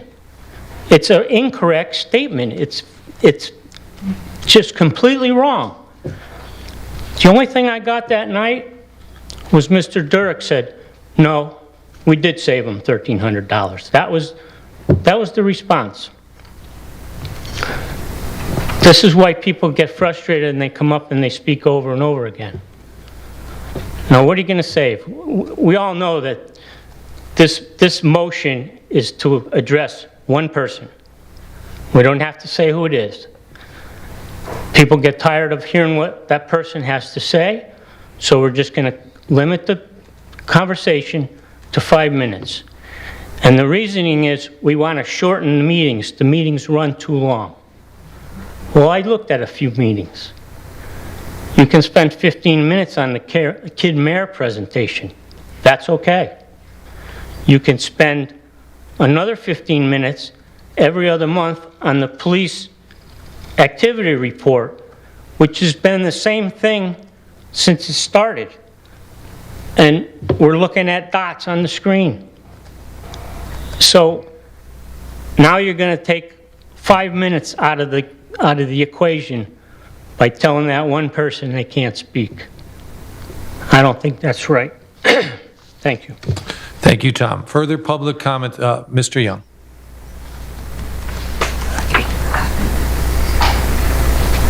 Okay, you're next, sorry. Good evening, Robert Young, 20 Copper Mill Road. I agree totally with Mr. Mazzarella regarding the speaking and cutting off time for speakers to speak. And I know it's all about me. Absolutely, there's no question about it. And I come here on a regular basis. I've been coming here since 2000. And I come on a regular basis. That's 25, 26 years now I've been coming, and I've been talking. Sometimes I don't talk too much, and sometimes I talk a lot. The town council doesn't listen to me. But I should have every right to come here and talk. And 5 minutes at the beginning of the meeting, 5 minutes at the end. What's wrong with that? And if you cut me off, you're going to cut off all your friends off. Remember, it works both ways. Your friends that want to come up here and promote something twice can't do it if you only have 5 minutes. It works both ways. So I would ask you to keep the minutes, the 5 minutes for the both sessions, and we will continue going on. Next, at the last town council meeting a month ago, you just had a discussion on a project labor agreement. I think they called it a PLA. And the PLA was meant for one kind of a person or one kind of an organization to do work at the Kycia farm if it was to pass. If it wasn't to pass, a whole lot of more people would be then eligible to work on the school up at Highcrest. What was that? But in any case, it passed. It passed, and you eliminated the opportunity for this town to save some money. You made us include in our payments for that school $238 million for all the school, the ones that you're going to renovate. All of that will be under, well, it's the Highcrest School at the moment, but it will go the other way too. And at this point, it's going to be more costly because you voted yes on that PLA.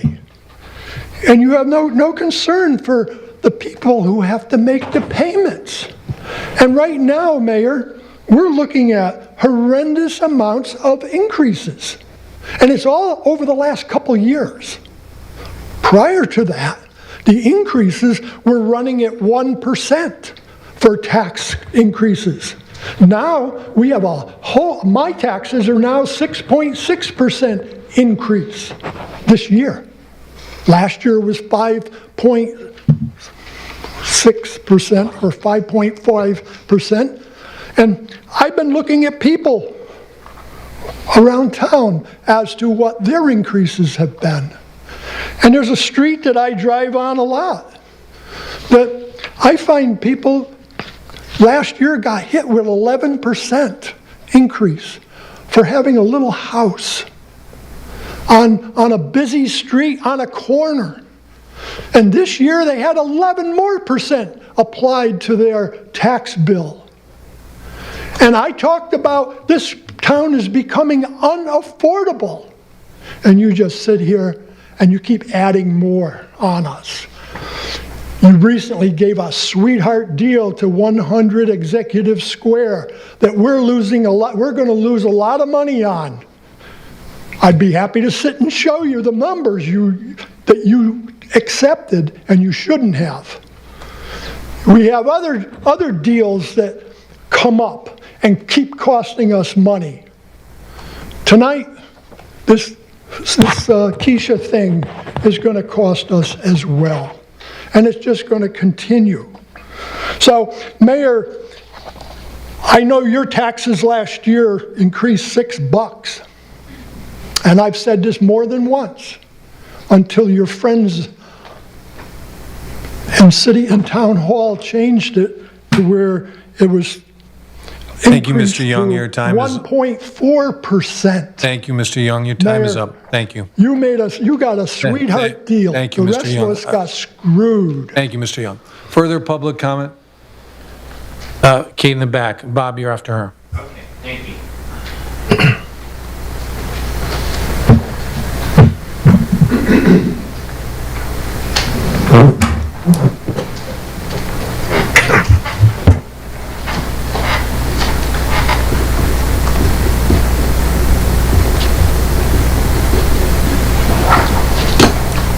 I'm a lot shorter. Okay. Your name and address for the record. Yep. Kate Johnson, 97 State Street. Good evening. I'm here tonight on behalf of the Richard M. Keene Foundation to share information about the event we're hosting on September 11th. This year marks the 25th anniversary of September 11th, and we'll be honoring that anniversary with a candlelit ceremony on the Broad Street Green from 6 to 8 p.m. on Friday, September 11th. Instead of live candles, we will have a QR code for Apple and Android candle apps. 25 years later, and many people in our community still remember exactly where they were and what they were doing that day. This event is about remembering the people we lost and their families, in particular the Keenes, Wintons, Bittners, and as well as the Coos. Recognizing the impact that September 11th had on our community and our country, and reminding ourselves of the compassion and connection that emerged in the aftermath. The evening will include reflections and speakers, as well as opportunities for our community to come together in remembrance. We'll also have a writing contest with the library for students entering grades 4 through 6, which is going on now, and entries are until August 20th. We hope that anyone who wants to take part will join us. Again, that's Friday, September 11th from 6 to 8 p.m. on the Wethersfield Broad Street Green. We would really love to see the Wethersfield community come together for this important 25th anniversary. So thank you. And thank you for allowing me to speak today. It's my first time. Thank you, Kate. Appreciate it. September 11th, 25th anniversary. Thank you. Bob, Mr. Woodward, you're up next.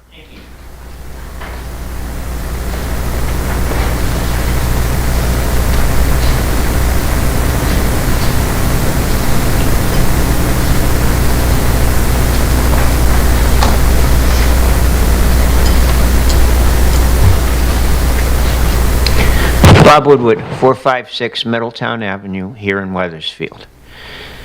We made a big deal about the 250th anniversary of our country and about the Declaration of Independence.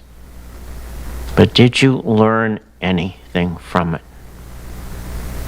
The Declaration of Independence says that we, the people, have rights. The opening words for the Constitution, which followed some years later, we, the people, count.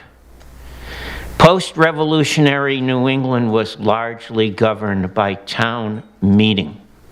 It was not governed by council. It was not governed by mayor. It was governed by town meeting from the ground up. People came, it could be everyone, then it could be elected from different districts. We, the people, count. We, the people, are the town. You want our taxes? You want our votes? Listen to us. It just costs a little time. There might be an idea there. You never know. But we, the people, count.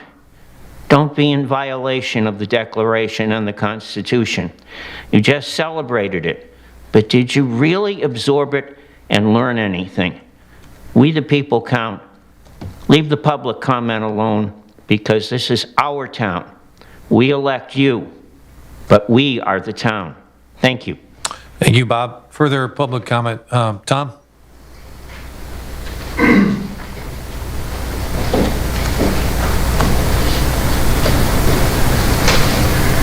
Hi, Tom Carson, 12 Avalon Place.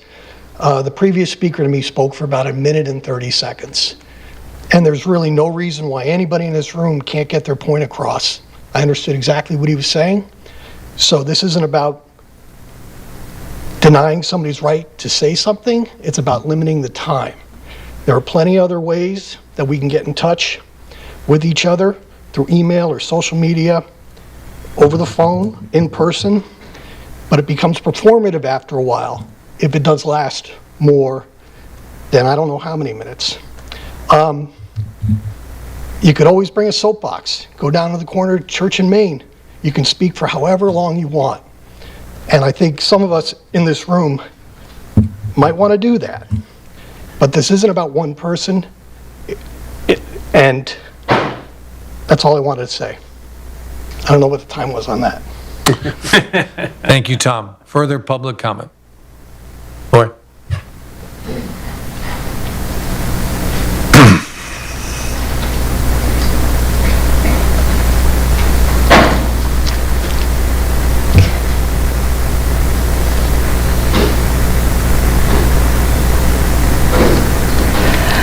Thank you for allowing me to speak again. Thank you all again. I forgot to thank you before for coming here. I know it's hard work to dedicate yourselves to things that go well and things that don't always go so well. I want to talk about the pedestrian and cycling safety in the town of Wethersfield. A couple months ago, I met with Derek, who was very kind to go over the plans for the Heritage Trail that you're now moving forward with. I know there's been many modifications at the end up by the Broad Street to get over to Main Street. So it's great to see the town interested in that. He really gave me a very thorough overlook of the plan. And I didn't see in here exactly when that is supposed to start and end, but anyway, I used to be an avid cyclist, riding hundreds or thousands of miles a year. I spent over 15 years as an avid cyclist for myself and my family, and I was a competitive cyclist. 4 years ago yesterday, I was hit. I was seriously injured with life-changing injuries that I will never come 100% back from. And I spent a week in ICU, of which I have no memory, and 2 months in a rehab hospital, and I've had more than a dozen surgeries in the last 4 years. So safety of cyclists is very near and dear to me. And you can have bike paths, but cyclists still, and runners and pedestrians still deserve to have safety out on the road, because you can't have a bike path everywhere. I was coming off the Folly Brook Trail the week before last in the crosswalk on my bicycle, pausing and going, and the truck coming down Knott Street just blew through us and giving us the finger like we had no right to be there. I was crossing the Silas Deane Highway with a green light. Somebody right turning on red right in my way there. So it's not... we need to have a mindset that cyclists, runners, pedestrians, kids are people too. And it comes from the top. It comes from the council. It comes from, yes, we think you're important. Yes, we want you to ride over here on the trail from Glastonbury and come to our stores and our restaurants, and we don't want you to fear for your life. It just comes from the top, and it comes from all of us embracing the fact that physical activity is good for us. And so I think the trail is going to be great. I would like to know who's going to maintain it, because the Hart Street Trail was full of brush and debris for like a month or 6 weeks. Every time you came on that trail, you had to come out off the trail to get around the debris. It did eventually get cut down. I'm not sure who's in charge of that. So obviously with the new trail, the Heritage Trail, it's going to have to be maintained. Shrubbery is going to have to be cut back. And if you intend to sand it in the winter so people can ride over to and from Glastonbury to use that trail. The other thing that concerns me, I'm glad to see the signs in town for make way for the cyclists, but when you're coming from heading into the cove, towards the cove, there is a big sign for watch out for cyclists to turn right onto Hart Street Trail there, but there's no big sign coming from the other direction. So when you're coming from the DMV or the cove, turning left, you have to get into the lane and signal that you're turning. But there's not one of those big fluorescent signs there. There's still just the little green sign. So my suggestion is to put another sign there until the Heritage Trail is finished and you eliminate the Hart Street Trail. Again, I've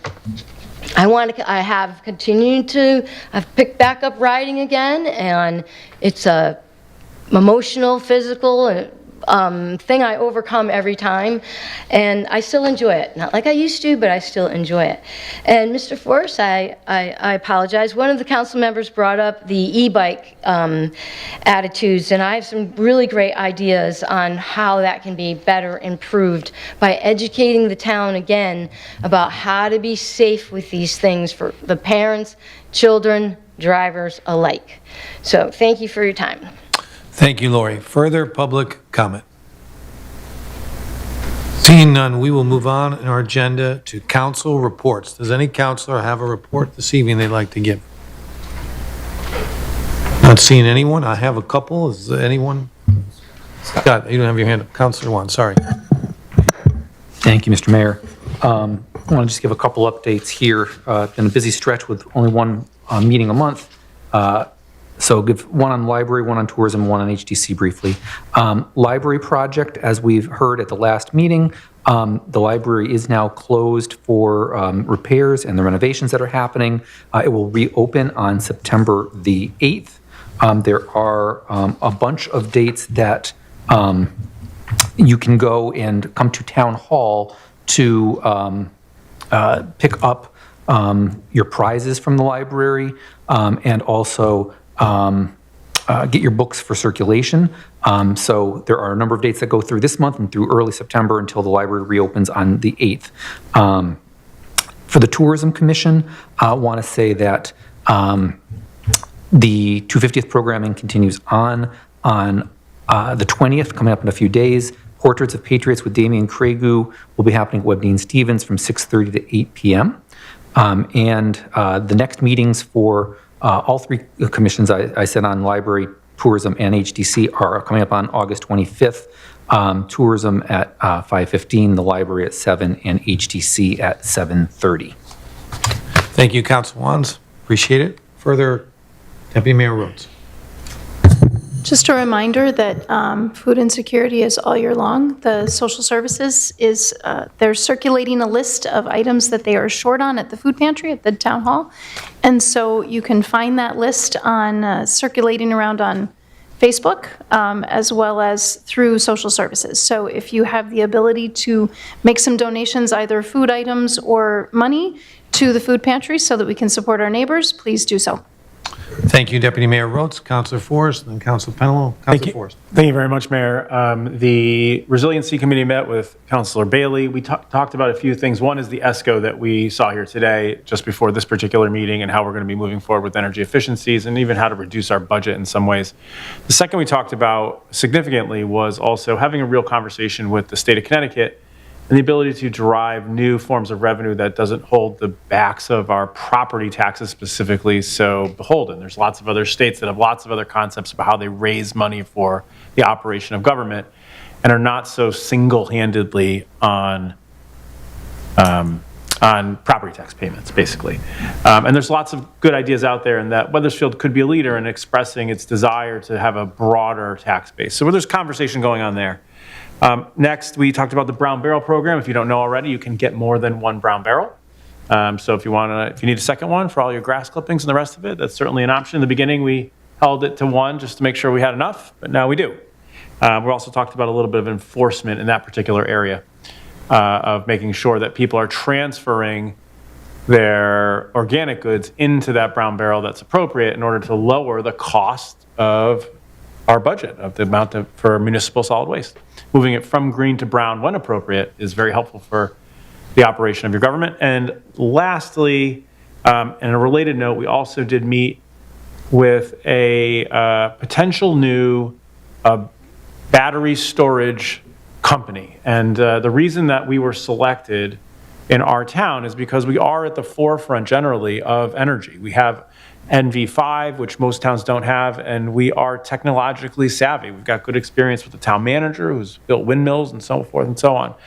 And our town has looked at a beacon. So the state law was a recently new state law for new innovative technology to enter the state. As we know now, there's a concept of, we have lithium-ion batteries, right? We got them in all our phones. I got them in my computer right here. There's utility-grade lithium-ion storage. And but there's battery storage is a quickly evolving technology, and there are new forms of battery storage, especially using materials that are much cheaper. And the town of Wethersfield's been selected as a possible testing area for these new technologies, and with that will hopefully come new and how do I say this? A new potential for us to have battery storage on site, which could provide possible new revenue sources and also reduce costs. Because the reality is that electricity is not the same price during the day. So in the middle of the night, electricity is very cheap. In the middle of the night. During the day, it's very expensive. And if you can transfer that from night to day, or from day to night, depending on how you look at it, you can reduce our cost of electricity. So there's a lot sort of potential in new technologies. We've been sort of selected as a town that's open to new ideas, which is very good. And we're continuing to have those conversations. Where they lead, unknown. But the fact that people are coming here, seeing us as a place where we can do business, as a place that's open-minded to new technologies, a place that we can improve our way of life and our budgeting, I think is very important. So those are my updates. Thank you. Thank you, Councilor Forrest. Councilor Penello. Thank you, Mayor. This week was actually busy. Chamber of Commerce, a couple times. We did cut a ribbon at the new Riverbend orthodontics with Scott and the mayor. We had a meeting. The Chamber of Commerce had a meeting with Ryan Fazio running for governor. We also had Julie Costello running for probate judge. It was open to both Democrats and Republicans, and it was largely a really good turnout. And we also had the economic development that I got invited back to after 15 years. So it was actually a very good meeting. And I was with the mayor again. Thank you, Councilor Penelo. I'm going to update on the Economic Improvement Commission in a second. Any further council reports? So 3 quick ones from me. Economic Development Improvement Commission, as Councilor Penelo just mentioned, I want to highlight a couple things. One is we are going to start to put signs up on different properties that have been financed, are helping financed by the town and the Economic Development Improvement Commission, like 341 Jordan Lane. You see these signs go up around the state when the state is helping finance an important project around the state. Well, it's important for our residents to know what properties that the town is helping support. The other one I will mention, and I'll have more details at our next council meeting, is we will have our annual Salute to Business coming up this fall at the river. We are in the process of looking at the businesses to recognize for different awards. It's a great evening. When we have the details and the date nailed down, we'll let the public know, and hopefully we get a great audience of that. Moving on, I went to the pension committee meetings on August 3rd.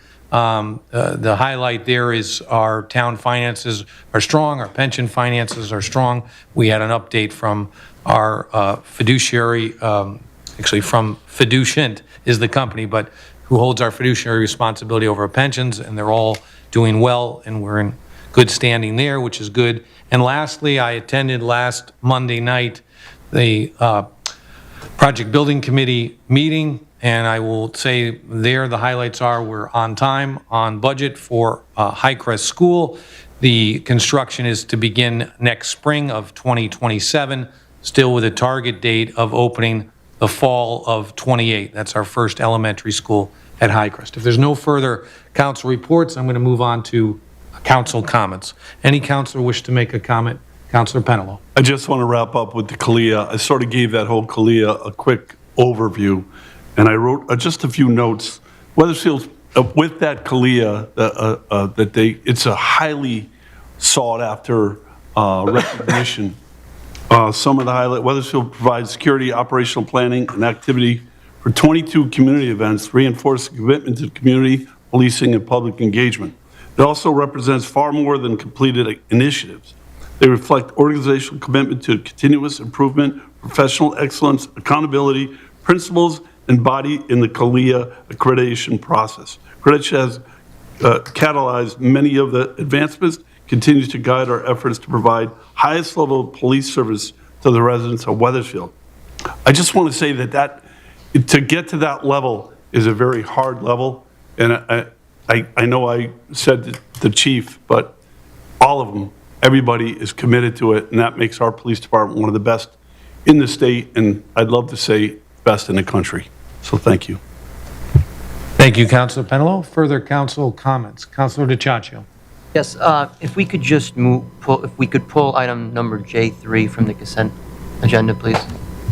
And you're making a motion. Do we need a motion for that? No? Okay. You're good. Okay, you're good. Thank you. Done. Thank you. Further council comments? Councilor Wants, and I have a few after. And it's been a lot of public programs. Councilor Penelo mentioned one. I know the mayor's going to mention a few others. I'll just mention 2 that have happened that I was able to attend, and one that is upcoming. On August 13th last week, went to First Church with the mayor and deputy mayor to hear President John Adams, or the interpreter that is talking about him, talk about his life and his stories from the Revolution and beyond. It was a great program there and well attended. And then we were also able to see Times Fool Company, which had its Winter's Tale production from August 5th. It just closed on August 15th. Again, another fabulous opportunity for free Shakespeare from Times Fool this summer. I hope many residents had a chance to go and catch it. And voting will be taking place for what you want to see next summer. So I love the fact they always have the public have a say in what next year's production is going to be. Coming up this Saturday, the 22nd, from 8:12, the high school band has its can and bottle drive. So encourage people to come and bring their cans and bottles to help support the band. And want to thank the town the residents that contributed for band uniforms, because they have been ordered, and we're hoping that they will be here for this year's marching band season. And there is a space theme to this year's halftime performance. Was able to see a parent preview of it on Saturday night, and it's exciting. Some songs that you will recognize from 2001: A Space Odyssey to Elton John, Rocket Man. So I look forward to seeing that full production coming up this summer. Thank you. Thank you, Councilor Wands. Further council comments? I have a few. Let me start with Book Walk Wethersfield, which was on July 25th. We had the second annual Book Walk. We had over 80 authors in Wethersfield. It was a great event. Also on that day, that Saturday, as well as the few days before, we had the Veterans Wall, and I want to recognize Councilor DiCiaccio, Councilor Bailey, Councilor Penelo, and Councilor Wands, who joined me in the service and participated in the service. Thank you, councilors, for that. Also on July 25th, we had the 250th anniversary of when the Declaration of Independence was actually read in Wethersfield, and we had a diverse group of residents reading it, and I had the honor to kind of MC that, but it was a nice event. Again, the 250th anniversary of when the Declaration of Independence was actually read here in Wethersfield. A couple other things I want to point out since our last meeting. We had Election Day. We had the early voting as well as the primary election day last Tuesday, August 11th. I just want to thank all of our town staff, the registrars that worked on it, all the poll workers. Those were some long days, and we appreciate their work. Today we had a ribbon cutting for brand new business, Soleil Dental. This was at the Cough-Brook Shopping Plaza. Something important to note is the woman, Dr. Raskis, is a Wethersfield resident, grew up in Wethersfield, and has decided to start her dental practice here in Wethersfield, which is great. Scott mentioned some of the upcoming events. I'll just highlight one or two that I don't know if he mentioned. If he did, I apologize. But one of the biggest events we have in town is coming up August 29th, which is Porch Fest. We typically have between 5,000 and 10,000 people here in Wethersfield for that special day, and I hope to see many of you there. And I'm just looking to see if there's anything else on my list to mention to you. No, thank you. So if there's no other council comments, we're going to move on in the agenda to Town Manager's report. Mr. Town Manager. Thank you, Mayor. Just wanted to first thank Joshua and Petro and David Elder for their presentation tonight. I think it was very impressive to see the number of property inspections that are being done now. We've been very aggressive with that, and we're going to continue. So over 300 that Josh has done the short time he's been on board here. Along with that, just so the council understands, he also spoke about C-Click Fix, which is a tool that we have. You can put it on it's an app for your phone. You can do it on the website, where you can report any issues that you see, whether it be potholes or the blight type issues that Josh and David spoke about. Just in this last reporting period, so since July 1, we've received almost 500 of those complaints from residents. We have closed the vast majority of those, around 400 or so, and several of them are still in process. That number might seem high in terms of ones that are still in process, but a lot of the complaints we get are, involves something like we were just talking about, where it takes several months to go through citations and follow-up citations and then to the court. And we're not closing those out until we have compliance or resolution. So that's kind of some of the examples of that, but I just want to show you that that tool is absolutely being used effectively, and our departments are on it, making sure that we're following up on those complaints. Another system we implemented in the last year or so is a FOIA request, next request system, and just since July 1, we've received over 350 requests. We already had an additional 200 plus requests in the system before January 1, since January 1. We are, again, we've just since in this reporting period only, we've filled over 350 of those requests, and we are in the process of filling several more. So these are all tools we put in place to make it easier for citizens, but also to make it better for staff to be able to follow up and take care of these requests on behalf of the citizens. So I just wanted to provide that update for you, and that completes my report. Thank you, Mr. Town Manager. Town Clerk? Thank you. 2 quick notes. 2 items are included in the agenda packet for your review. The August 2026 Economic and Community Development Monthly Report and the fiscal year 26 Quarter 4 Strategic Plan Update. Thank you. Thank you. So succinct. Appreciate it. Thank you. We're going to move on the agenda. We do not have any bids. Now we have the consent agenda where we pulled off item 3. Mr. Mayor, may I ask for an explanation why we moved J3 from the consent agenda? We'll come back to it. Okay. Thank you. Thank you. Deputy Mayor Rhodes. So motion to move the consent agenda items J1, 2, 4, 5, 6, and 7. Do I have a second? Second. Any discussion? Point of clarification, Mayor? Councilor Forrest. Point of clarification on J3, are we moving, I understand it's not on the consent agenda, but if you could order J3, it looks like it's going to be moving to M2 under new business. So if we could order that just for clarity of our consent agenda where we're going to handle J3, I'm recommending that we move it to M2 as a point of order. Thank you, Councilor Forrest. Mr. Town Manager. Well, generally, when an item is removed from consent, it still falls under J, and it is just taken up immediately following the consent agenda. It's been the practice, but you can move it to wherever you want. You're the council. No, that's... So, Councilor Forrest, and I'll ask Councilor DiCiaccio, do you have a preference? Do not. I do not have a preference. It just is clear when we're going to be taking it up. We've typically done it at the end of the consent agenda. If there's no preference, let's continue that. Fine. So we have a motion on the table for the consent agenda, the other items not J3. All in favor signify by saying aye. Aye. Let's take up item J3, Mr. Town Manager.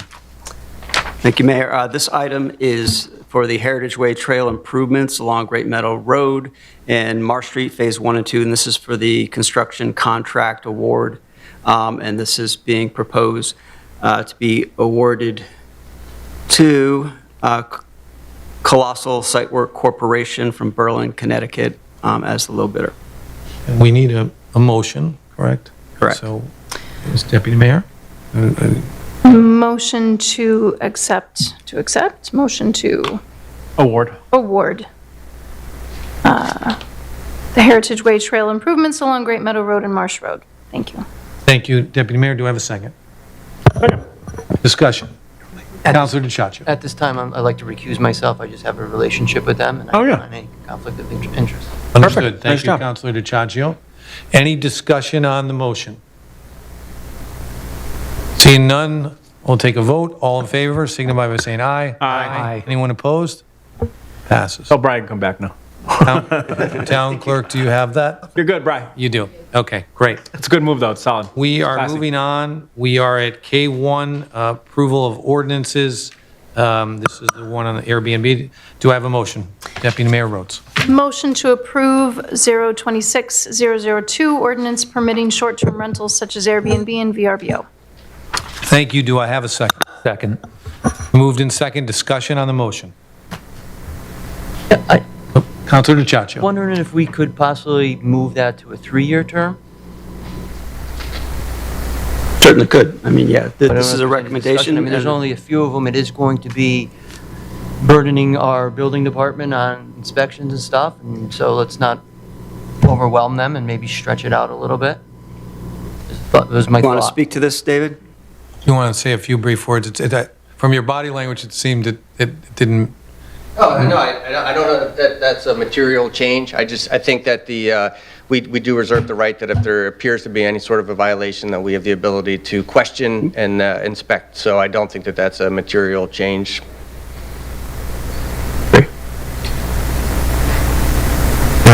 So are you making an amendment, or are you just opening up for discussion? I was opening it for discussion, but we could make an amendment. Okay, so let's see how the council feels. Councilor Forrest, did you have your hand up? I did. It looks like we might have an enabling issue too with the question I had before about like how many days does people have to register? Is that something that you'd like to put in the ordinance as well? So there may be just like a little bit of a second look at this, considering what Councilor DiCiaccio just said. The ordinance was drafted by the town attorney, who I know from the same, our same Corporation Council has prepared this for other municipalities, and so I wouldn't want to suggest a change that could impact its enforceability. I'm not comfortable doing that on the fly, but I do think... Yeah, sure. It seemed unclear, like, if, let's say you're the owner of said property and you want to comply with the law and you're trying to do all the right things, like, well, when do I need to do it? Is it like the day out? Is it tomorrow? There is, and again, I don't want to, so I'll be transparent that what I did learn with the hotel hospitality tax, that the state also has a list of properties for each municipality, and so that would be a way for us to reconcile who's paying the hospitality tax and who's registered in the town, but I don't know the time that it would take for us to do that. Yeah, or like what's their registration timing requirement. So it's just food for thought for the council. It seems like maybe considering the two, just sort of table it for one time just to get a clarification for everybody, but. Yeah, of the two ordinances, I think the code enforcement, if there was a time sensitive, we'd love to get going on that. This one. This is the short-term rental thing. Correct. Right. That's why I'm talking about short-term rental. That was I would like to go back on the 3-year term. We did intentionally have a low renewal fee because the objective is we don't want the fees to be so high or the process to come back to be onerous, so people are disincentivized to not come forward. So it's $500 for the first application, and then every 2 years it was $150. So if we're going to go to every 3 years, would the council want to increase that renewal fee above $150? It ends up being $50 a year. Just putting that out there. That was. I wouldn't want that to be the 2 years or the 3 years to be confused with like the time that you have to register. Like it's probably going to be like a 30-day thing, I'm going to guess, or something like that. But it might be good for some, whatever the best practices are, and I certainly don't know what they are, but take a second look at it. I don't feel necessarily motivated like this has to happen tomorrow, so. Thank you, Councilor Forrest. Further council comments or questions? I'll just point out that we had this for introduction last time. This has been drafted by the town attorney, recommended by town staff, and I'm comfortable with it. I'm open to 3 years, but I'm comfortable with 2. Unless the council feels it's necessary to get more information and delay the vote, we certainly can do that. I'm ready to vote tonight, so we have a motion on the table. And it's seconded. We're gonna, unless we want to propose amendment, I'm going to call the vote. All those in favor signify by saying aye. Aye. Aye. Those opposed? I abstain. We have one abstention. Do you have that? Okay, thank you. Thanks, everyone. Passes. Moving on to item 2. Do I have a motion? Madam Deputy Mayor. Motion to approve 026-003 Municipal Code Enforcement Ordinance Amendment. Thank you. Do I have a second? Second. Thank you, Councilor Forrest. Discussion on the motion. Great idea. Thank you, Councilor Forrest. I want to add something here, too. A couple years ago, the council decided that blight was something we wanted to more heavily enforce. And I want to tell you, of all the emails and texts and calls I get, this issue, as much as any other in town, is one I get contacted on. I know the town manager does as well, and many of you. And we have worked hard, the staff, town manager and staff, the planning department, on enforcing blight, but it's a difficult thing to do. And this ordinance strengthens our ability to go after the folks that are not in compliance with our rules and regulations. And it really is a quality of life issue. If you live next to a home where the grass is 10 feet tall, that nobody lives there and the house is falling apart, that there's 8 cars on the driveway, this enhanced ordinance that's being proposed right now, we're going to vote on in a second, really gives the town some more ability to go after those folks that are not complying. So and I urge adoption. I don't, Councilor Forrest? Thanks. And maybe this is the town manager.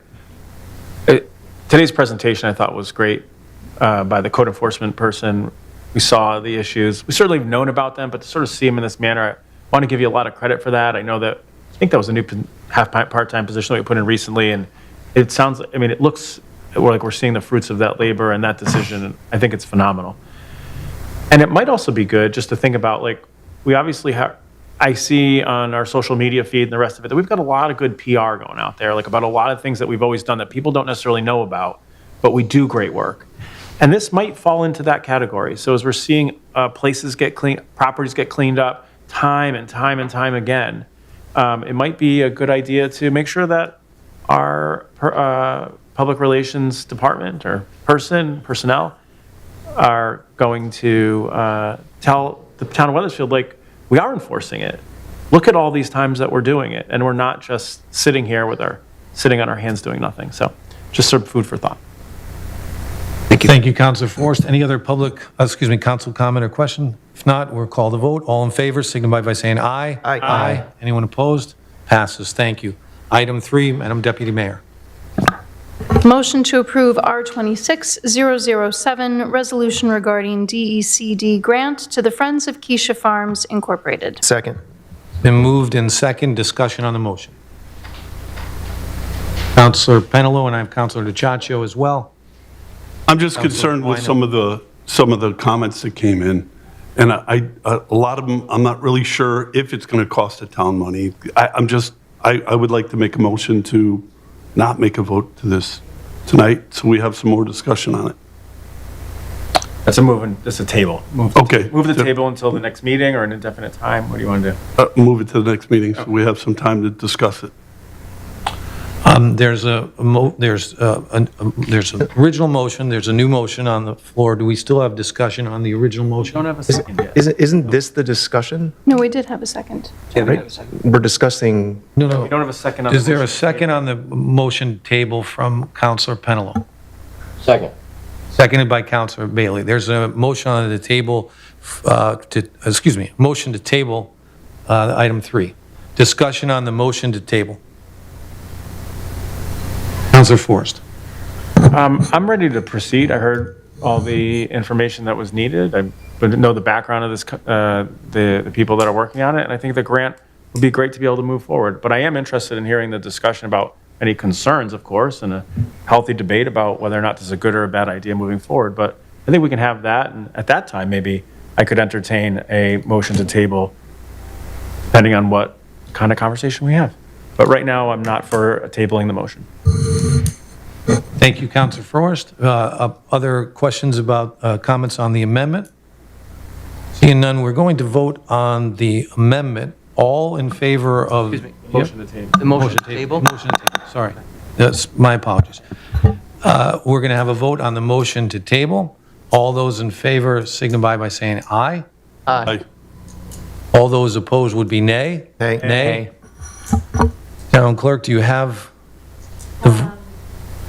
I was All three of you, right? very good, thank you. 5-3, do you have that? That's cute. Okay, thank you. The motion to table fails. We will now go back to the original motion and any discussion. Councilor Weiner. Yeah, I just want to quickly, I'm in full support of this, and I want to point to our first public comment speaker, I believe the gentleman to my left, Richard. He talked about educational opportunities, and this was one of the things that when we were looking at the new school, we said, how can we incorporate the barn and greenhouse into the educational opportunities that it presents? And this is when I first kind of heard about this potential grant, and I think it's a wonderful idea, and I can't wait to see it. That means perfect timing with everything going on in that property. So I'm in full support, and I hope everyone else is as well. Thank you, Councilor Weiner. Councilor Wants. Thank you, Mr. Mayor. I'm also in favor of this motion. I know you received the Friends of Kycia Farm received these funds a while ago. I was actually on the Harp Foundation Community Fund when we awarded you funds for this, for the greenhouse. They will do great good to the community. The community gardens will be used. The greenhouses will be used. We're not making any decisions on what's happening in the barn. This is to create a plan for what can happen and what structural needs are. It will preserve the barn for future and help give us opportunities to figure out what we want to do with it. I know there were some comments and questions made tonight about the agreement that the Friends of Kycia Farm have with the town and why we're doing this in the first place. I think it would be good in the future if we can work out a lease, a 99-year lease for $1 or something like other groups do.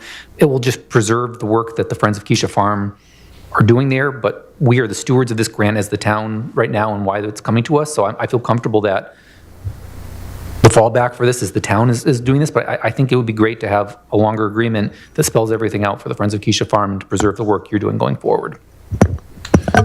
Thank you, Councilor Wands. Further, Councilor DiCiaccio, then Deputy Mayor Rhodes. Councilor DiCiaccio. Just with that being said, I could fully back this. I've actually had conversation with some of the friends at Kycia Farm, and I like the idea. I was for the tabling, because I think we have to work out a couple bugs, like what Councilor Wands was just saying. My biggest concern is the water on Kycia Farms. I don't think that they have water onto private property, and I would almost bet you they don't have water onto private property. And I would like them to step back and think about that. I know there's a hydrant, but you're not getting water from a hydrant. Has to be metered, I know, but I'm just saying they need their own service. And if you were to get water, you definitely want sewer. And if you want water and sewer, you're gonna have to go into that road. And I would step back, because I think you need water and sewer. I would help you get water and sewer. That's why I'm asking, or asked for the table. I totally like the idea. I'm for the idea. I don't know if I can be for it without us knowing about the water and sewer, and I don't know if I can be going forward with the ownership of the town playing with it, like a lease agreement or something. I think we need to talk about that before we go forward with it. I like the idea. They would have my blessing if we just knew if there was water there. Because if there's water on private property, it'd be a lot less expensive. Your numbers are probably correct. If there's water on private property, there would also be sewer there, and your numbers would be fantastic. If there wasn't, or there isn't, you're going to have to revisit it. Thank you, Councilor DiCiaccio. Town Manager, if you want to address the water, I think it was in the original, one of the friends. Cindy, if you want to get up and Friends. you can speak So thank specifically you, to it. Councilor DiCiaccio. We're going to speak to that. Can you speak to his question, please? Yes, thank you. Thank you for bringing that up, too. The south side of Highland, adjacent to the barn, was completely, I guess you'd say, watered by a well. There's a well right inside the barn that was a functioning well right up to probably 2019. It's just waiting for the electricity to be reconnected so that that well can function. This hydrant that was put on the street is really immaterial to what this grant is going to do. This grant is only going to restore the greenhouse, and it's going to create a community garden, each of which could be serviced by that well.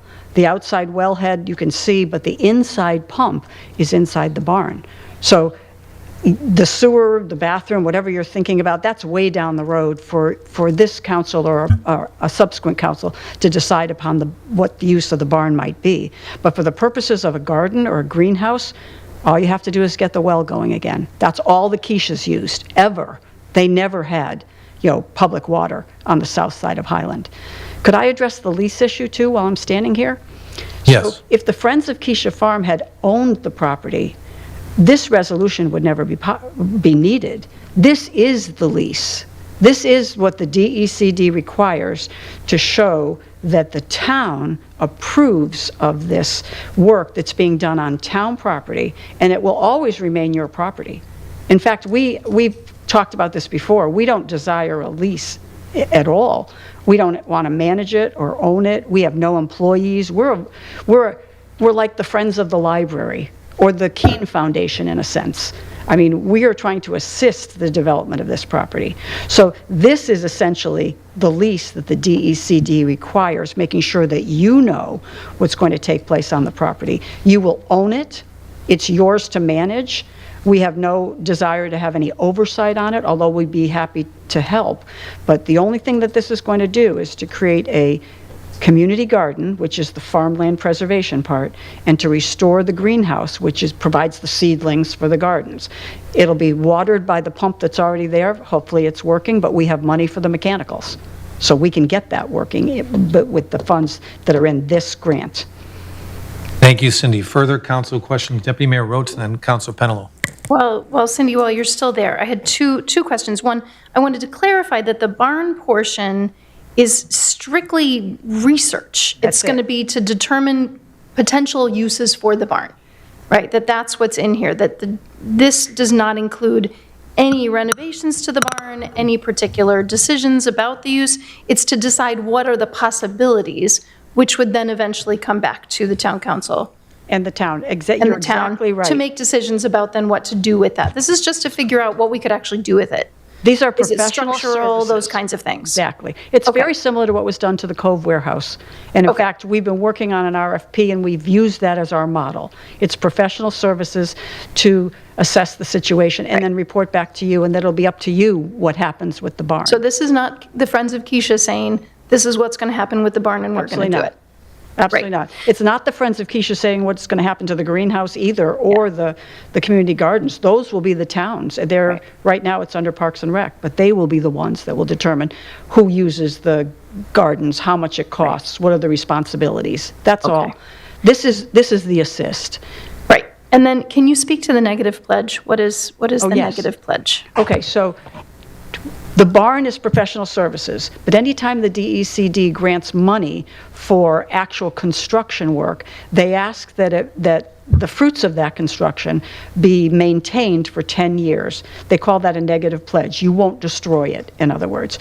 But a previous speaker said that would encumber the entire property. That's not true at all. One of the things that the town will submit is a map showing exactly where the construction was done. So you could imagine highlighting just the greenhouse, that 25-foot building, and then kind of coming across the front and including the garden, and that would be the map submitted to the state to indicate that's where construction was done. It would leave the entire other 4.5 acres of the property open to whatever you want to do with it.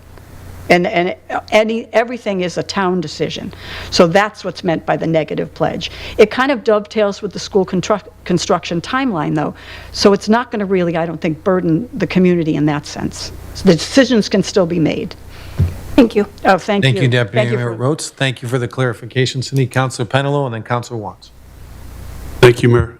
Again, I'm not against it either. It's just we're coming up with a bunch of stuff here at the council, all asking different questions that I feel that need to be answered before we voted on. That's why I brought it up.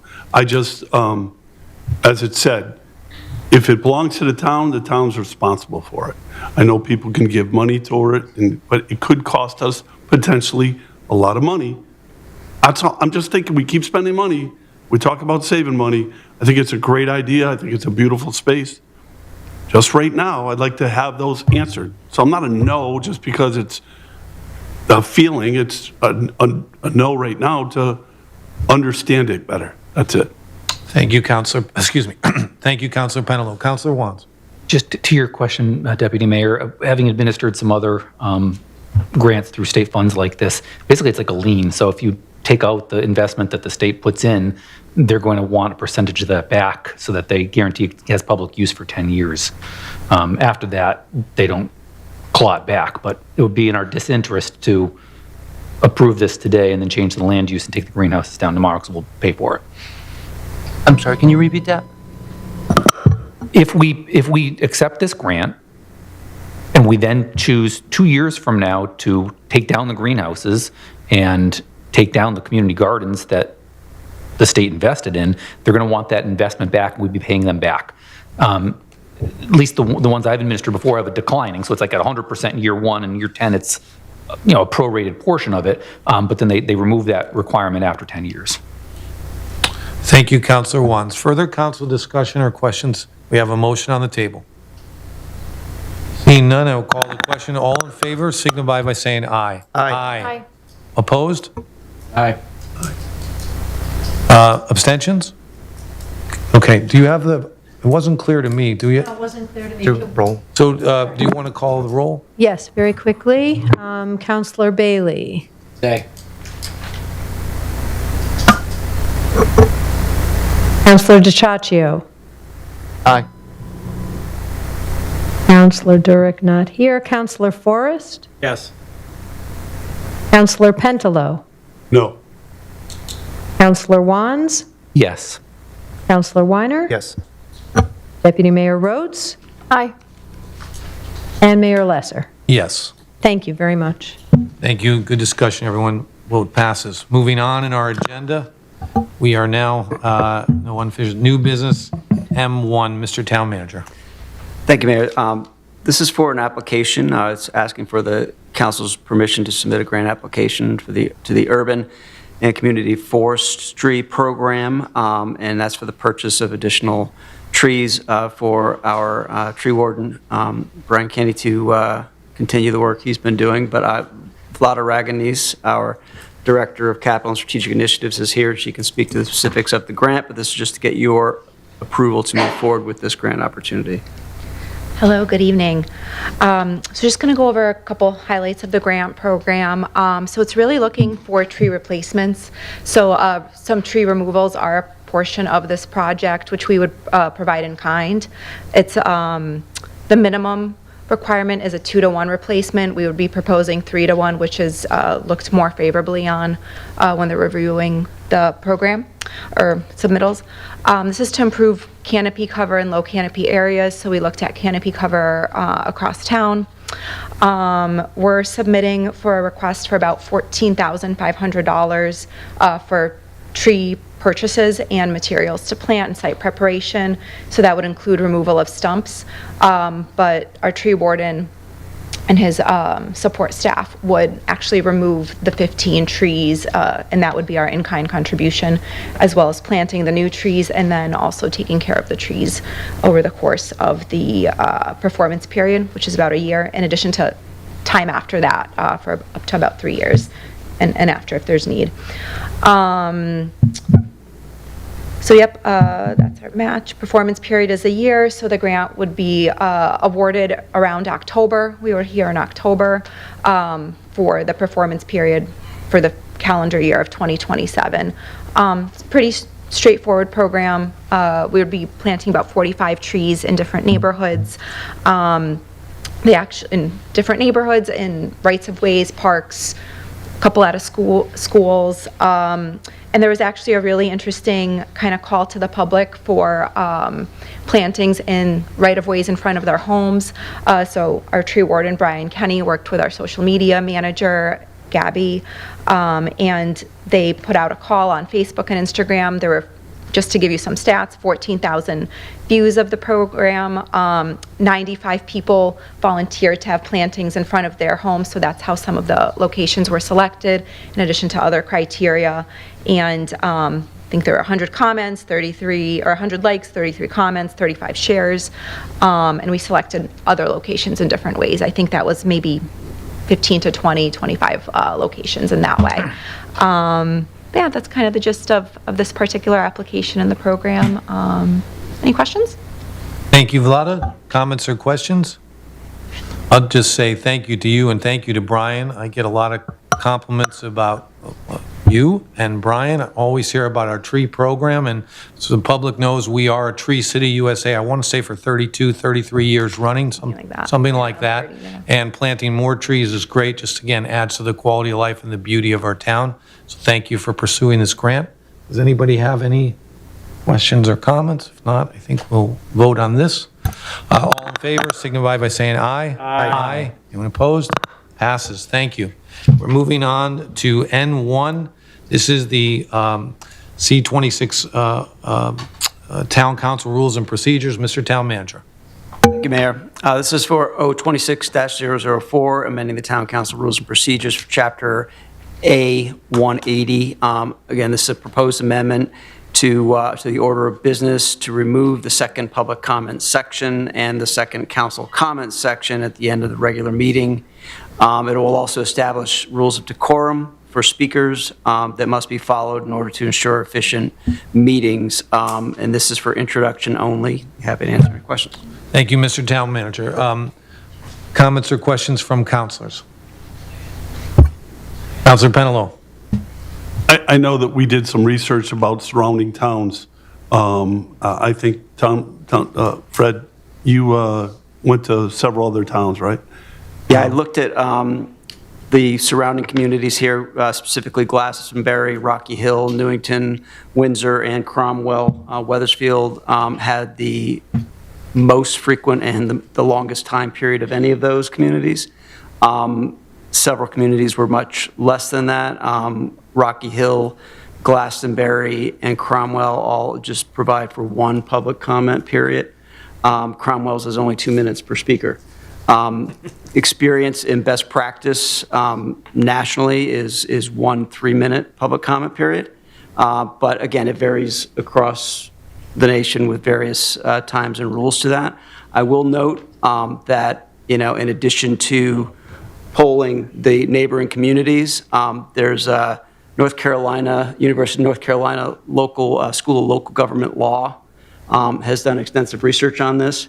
And what they stated was that the Open Meetings Law, which is General Statute 143-318.1A, states that the public has the right to access an official meeting of a public body, and the right to access includes the right to attend, the right to film, broadcast, live stream, photograph, or otherwise record the meetings. The Open Meeting Law does not, however, create a right to speak. The right to the public comment portion of a council meeting is a privilege. It's not a right, and that privilege is granted by this body. And you can set whatever rules you feel appropriate, so long as they're considered reasonable. The U.S. Supreme Court confirmed this, stating that the Constitution does not grant to members of the public generally a right to be heard by public bodies making decisions of policy. However, First Amendment right to speech does apply at a government board meeting, including during public comment periods. So by granting it, then the First Amendment right takes place, but the right is not absolute. Instead, of a public body may be justified in limiting its meeting to discussions of specific agenda items or imposing reasonable restrictions to preserve civility, decorum, and whatever is necessary to further the forum's purpose of conducting the public's business. So that's the long and the short of it. Again, this body has complete ability to go however they would like to with this, but the courts are very consistent in what the rights are. It is not a violation of the First Amendment in any way, shape, or form. The Supreme Court has been very clear on that.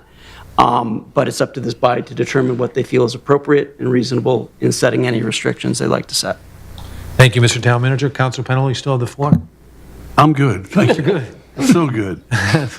Further council comments or questions? Again, this is introduction only. There's be no vote tonight. Anybody else want to comment on this? Seeing none, we will move on to our last public comment section of the evening. Councilors, you'll be happy to know there is no executive session tonight. Does anybody else from the public wish to address the council at this time? Nobody? Mr. Young.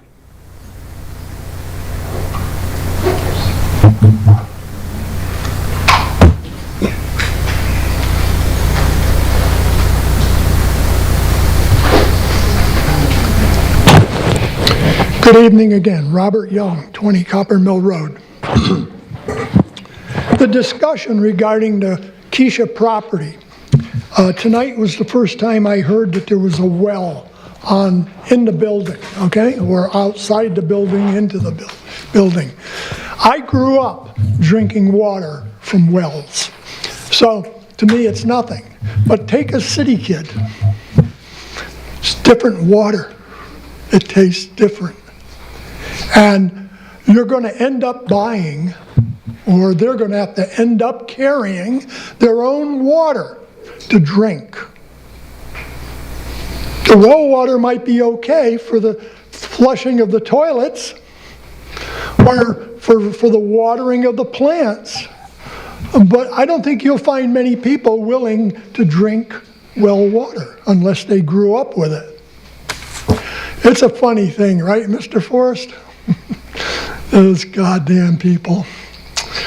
Well, anyway, it's very interesting on your discussion regarding the opportunities to speak and how it's all explained. It's a privilege and not a right. And we've gone through this before with Wethersfield, where they took away one of those abilities for the public to speak. And Mr. Forrest was part of that. He was attending those meetings. He was a member of one of those town councils when it happened. And, it happens. The town manager says it's not a privilege.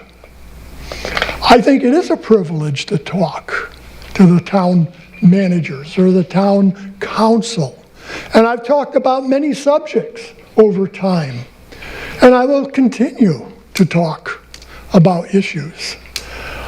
We might have more FOIs requests because information never comes out. We might have more FOI hearings that will cost us more money. We might have some consequences if we eliminate that second portion for the public to speak. It just might happen that there's some consequences that could happen that would cost the town more money than letting a person come up and talk and discuss issues. I don't think I've been coming up here talking about nonsense. I've been up here talking about facts that go on in this town. Maybe you're not interested in hearing about a lot of it. You may not like my analysis or my analogies, but, you know, I pay taxes here, and I want to come down and talk to you. And I would oppose very strongly to you to eliminate that second or a portion, or limit so you can only talk about certain subjects, because I think that's taking rights away. So anyway, I think you want to think also about, you know, who, again, if the town owns Kycia Farm, where these gardens are going to be, I don't know where the gardens are going to be. I haven't seen the map, whether it's in the back or the front of the barn. But if it's in the back, you got a long ways to push water, and it costs money to do that. And I'm sure under the deal, like we have with Kinney, the Kinney property, what do they call it, Kinney Center, and all the costs that we have there, I guess you just figure this is just another expense you'll pick up. And it is a big expense you're going to pick up, and if we start adding them all up, the different properties, it adds up to a lot. And we should not be liable to pay for that. Kycia Farm people should be liable to pay for that. They should pay the water bill. They should be paying the electric bill. But I'll bet in the end, we're going to be paying for it. Thank you very much. Thank you. Excuse me. Thank you, Mr. Young. Does anybody else want to speak during public comment? Seeing none, I will ask, does anybody have any council comments? No, I'm good. Yep. Councilor Bailey? No. He's ready for the next one. No. Take a motion to adjourn. Adjourn. Second. You can't do both. Did you get that? Bailey did both. Tom and Rich and Nate.